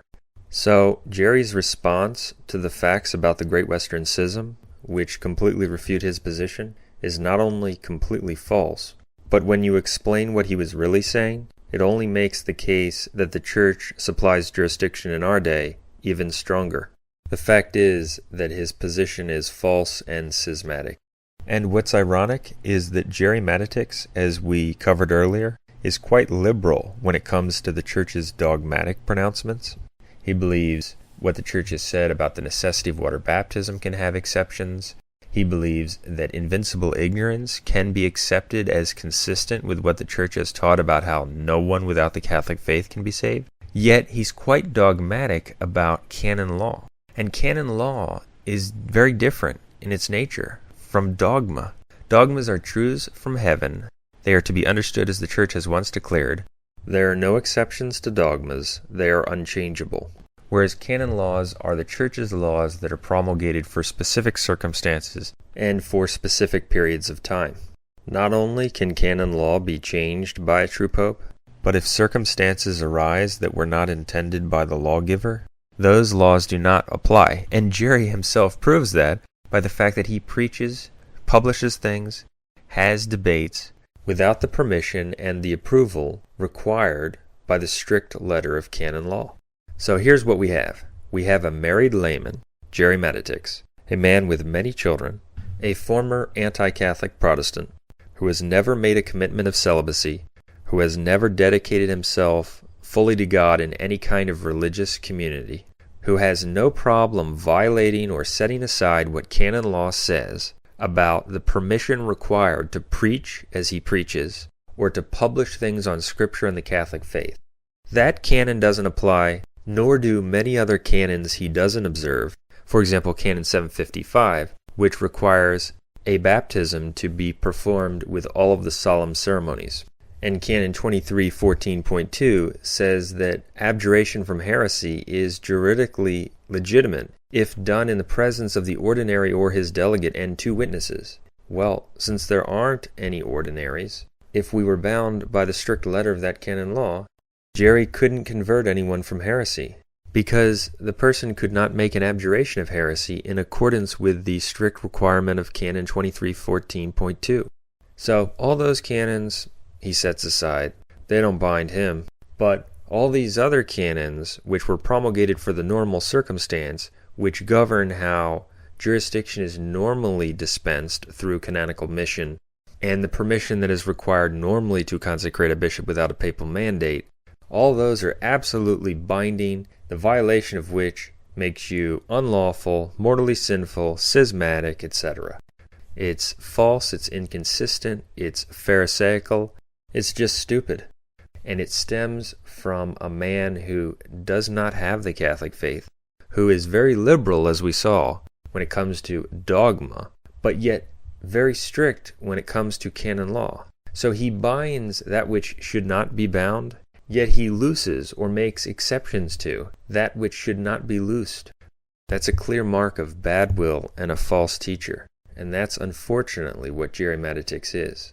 What's particularly noteworthy is that we're talking about a man who's a former anti-Catholic Protestant who attacked the Catholic faith for over 10 years. While having a lot of knowledge about the Bible, he didn't understand the Bible. He knew a lot about the Bible, and he concluded that Martin Luther is great, man does not have free will, and faith alone is true. And that's why people should not be deceived, because Gerry Matatics is, naturally speaking, a smart individual. He has a lot of knowledge about a lot of topics, but having knowledge about something does not equate to understanding. Knowledge is not incompatible with true wisdom or understanding. There are people who have a lot of knowledge who also have wisdom or true understanding, but a lot of knowledge about something does not necessarily translate into true understanding of that issue. For example, there are many Protestant heretics who keep their heretical audiences bound to heretical doctrines because they can read the original biblical languages. One of the reasons John Calvin became so influential is because he could read Greek and Hebrew. So people concluded that he really knew what he was talking about and that he really understood the Word of God, when he didn't. He mutilated it. And so many people put a lot of stock in what these heretical preachers say because they know the biblical languages. Well, while they know the biblical languages, they have no real understanding of what the Bible says. So one should not be deceived by someone who might possess a lot of knowledge. That does not equate to understanding. It doesn't mean he's right. It doesn't mean the position is in accord with infallible Catholic teaching or God's truth, because goodwill is a factor. Goodwill must be operating. A person must be sincere. The desire to serve God first must be operating. And that's unfortunately not the case with Gerry Matatics, and that's why throughout his career, despite having a lot of knowledge about a lot of topics, he's consistently been wrong on key points. And there's a lot more I could say about that.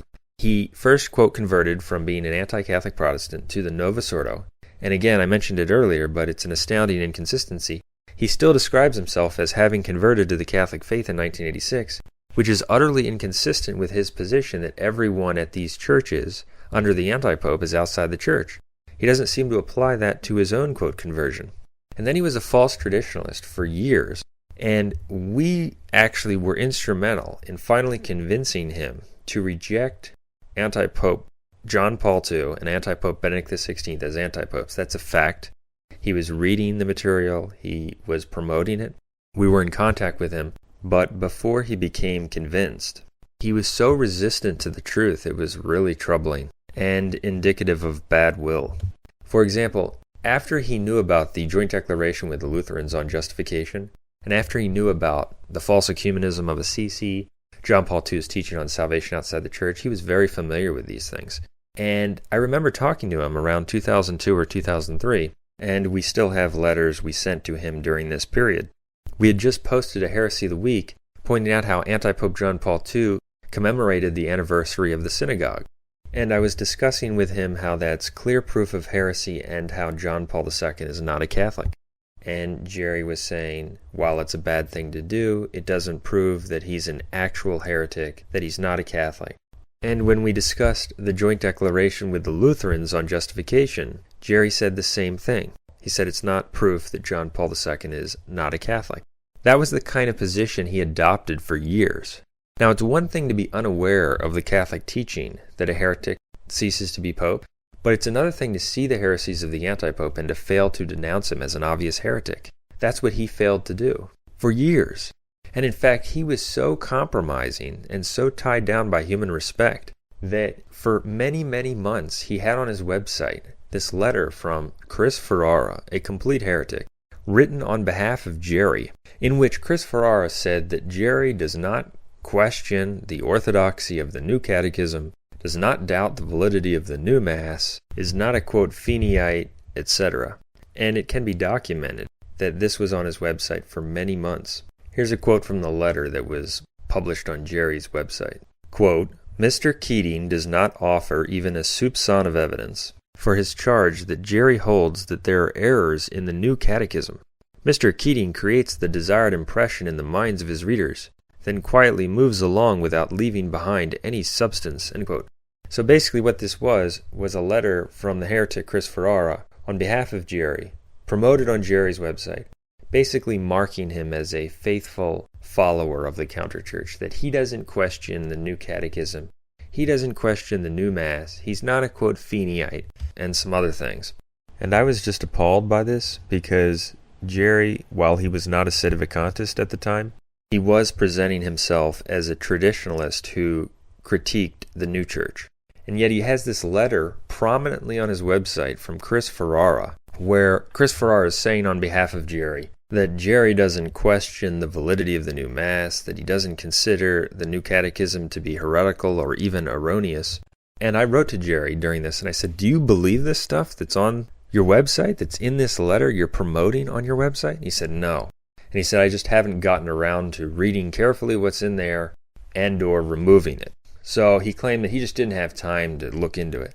No, he wanted to leave it up there to give the false traditionalist crowd, the Novus Ordo crowd, the impression that he was a good boy. He wasn't attacking the doctrinal legitimacy of the new catechism, etc.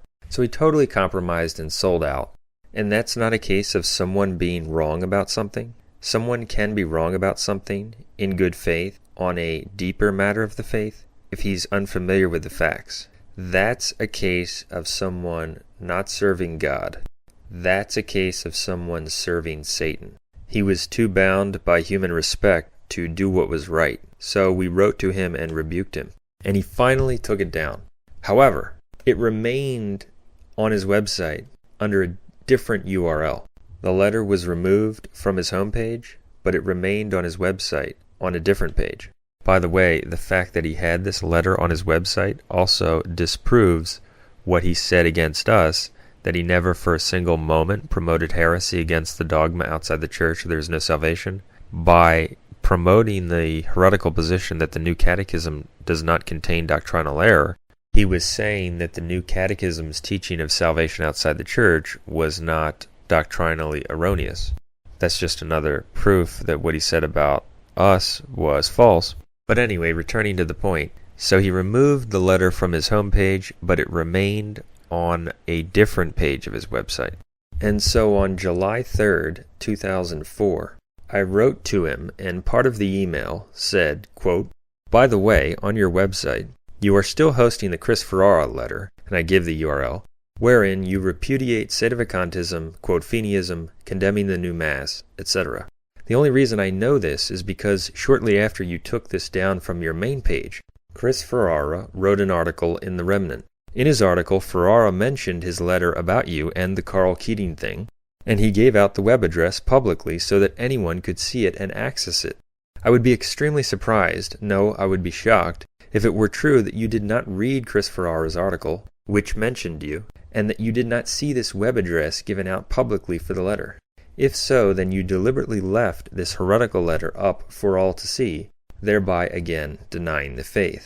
And I actually went on to say, Gerry, I write all of this in charity, but we must say, if you continue on your course of compromise and heresy, that you will not save your soul, but will definitely be lost. End quote.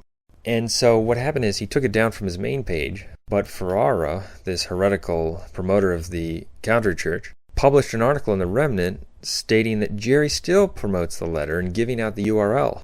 Was Gerry unaware of the fact that this letter somehow remained on his site, just on a different page? I don't think so. And so he took it down from his main page but left it up under a different URL. And eventually, when he finally took the position that the chair of St. Peter is vacant, or shortly before, he finally took the letter down. But this was the kind of thing that was going on during this period. The lack of sincerity, the inability to serve God alone, the manifestation of impure motives and intentions. And so it's not a surprise that this guy, even when he adopts the true positions, such as repudiating anti-Pope Benedict XVI, he will give a false twist to it. The devil will deceive him to mislead people subtly in certain ways. And that's what's happening with his adoption of the no jurisdiction false position, and this false position that everyone who attends a Mass where Benedict XVI is named as Pope is by that very fact objectively outside the Church, while he simultaneously promotes as Catholics people who obstinately accept anti-Pope Benedict XVI. There are numerous other troubling examples I could discuss about Gerry's lack of integrity. For example, around the year 2005, Gerry indicated agreement with our theological positions, not only on Benedict XVI and John Paul II being anti-popes, but also on the necessity of water baptism. He claimed to be in agreement on that matter, and he recommended our book, Outside the Catholic Church, There is Absolutely No Salvation. However, we mentioned to him that in order for him to be publicly clear about his position on this issue, he really needs to put a statement on his website indicating that he does not accept, quote, baptism of desire. And while he claimed that he was willing to do it and that he was going to do it, the statement never seemed to appear on his website. And actually, in our file on Gerry Matatics, you can see email after email. We actually post a number of these emails from the period of 2005, 2006, thereabouts, in which he's explicitly stating that he's going to be posting the statement on his website, but he never does. For example, one email, which is posted on our website, which he sent to us during this period, says in it, quote, "Dear Brother Peter, I have a statement I should be able to put on my website sometime tomorrow that includes a paragraph you can excerpt on your website as well, affirming my adherence both to the dogma extra ecclesiam nulla salus and to the dogma on the absolute necessity of water baptism for salvation, and recommending your book as the best treatment of this entire matter currently in print." End quote. But the statement never appeared on his website, and he came up with all of these excuses for why he supposedly didn't get around to it.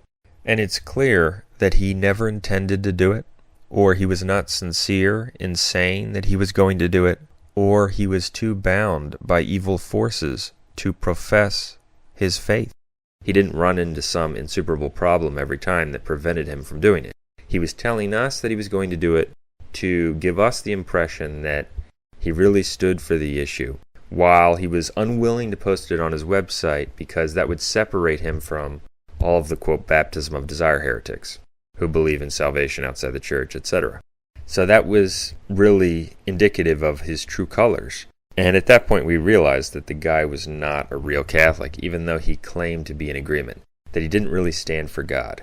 He couldn't serve God alone, and he was held back by other considerations which were impure.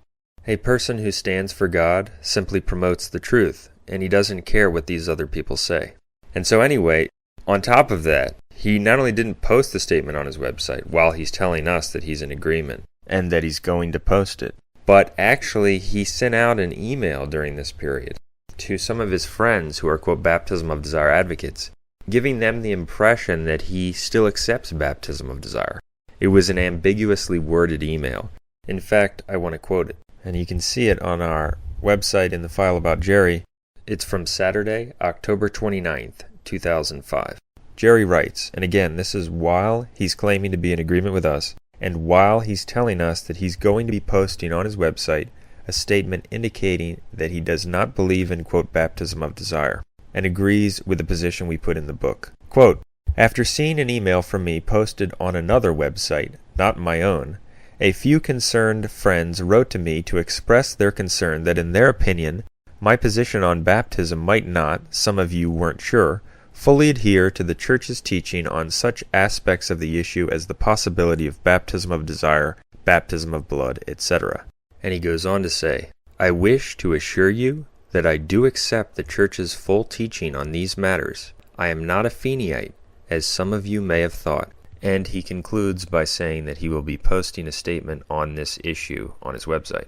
So what he did is, he sent out this letter to his, quote, baptism of desire friends, clearly implying that he accepts, quote, baptism of desire, by stating that they were concerned that he doesn't fully adhere to the Church's teaching on such aspects of the issue as the possibility of baptism of desire.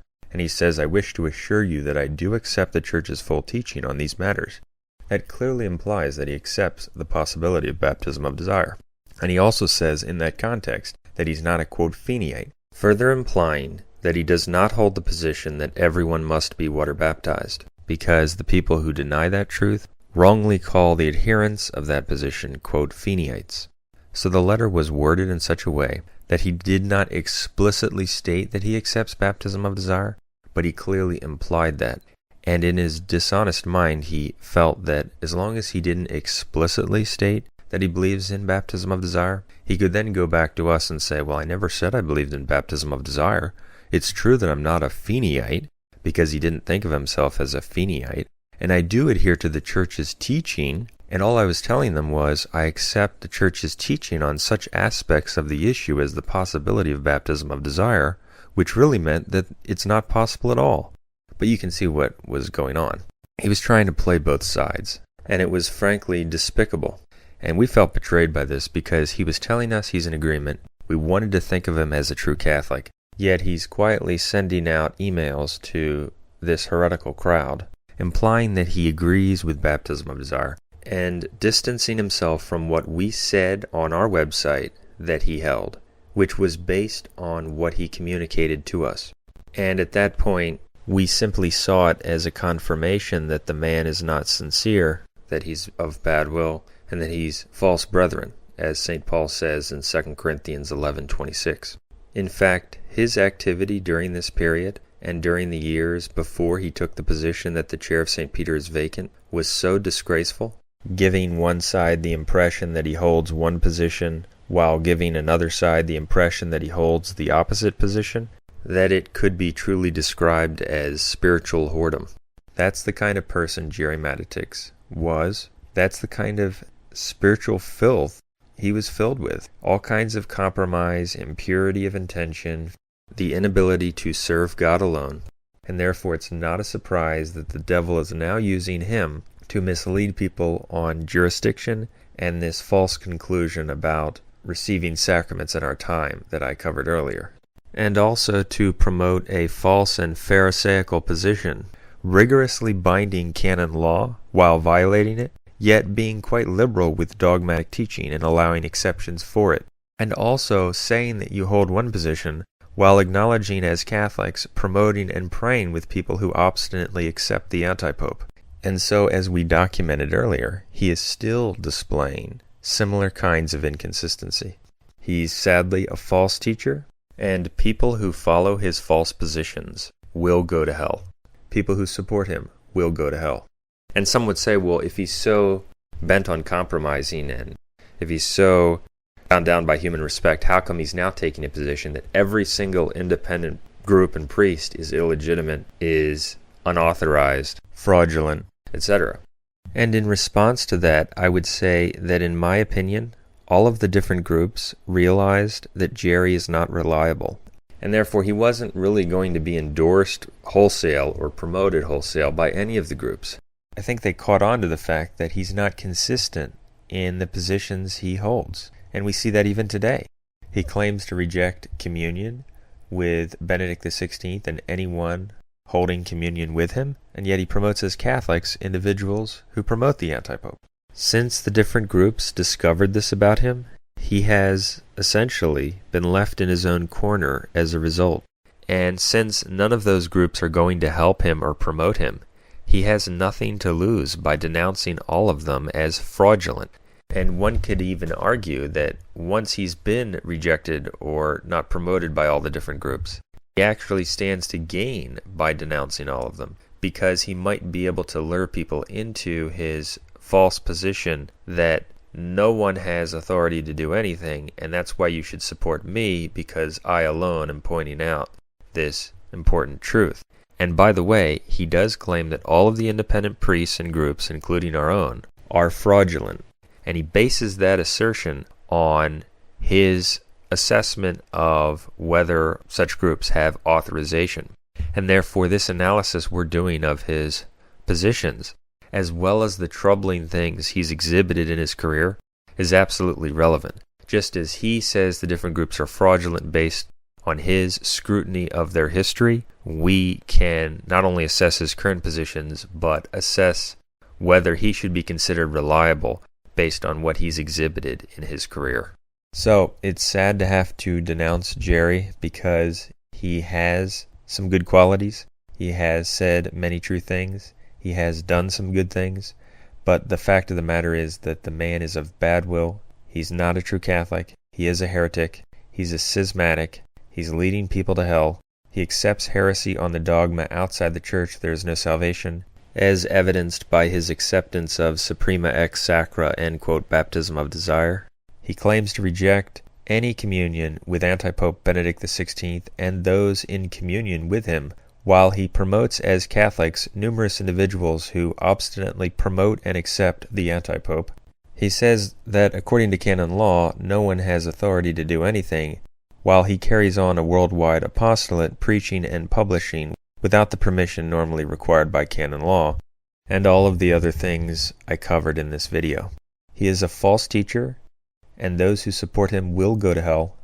We wish for his conversion. However, at this time, we believe that's highly unlikely. There's a lot more we could say about him, and we will if we feel it's necessary.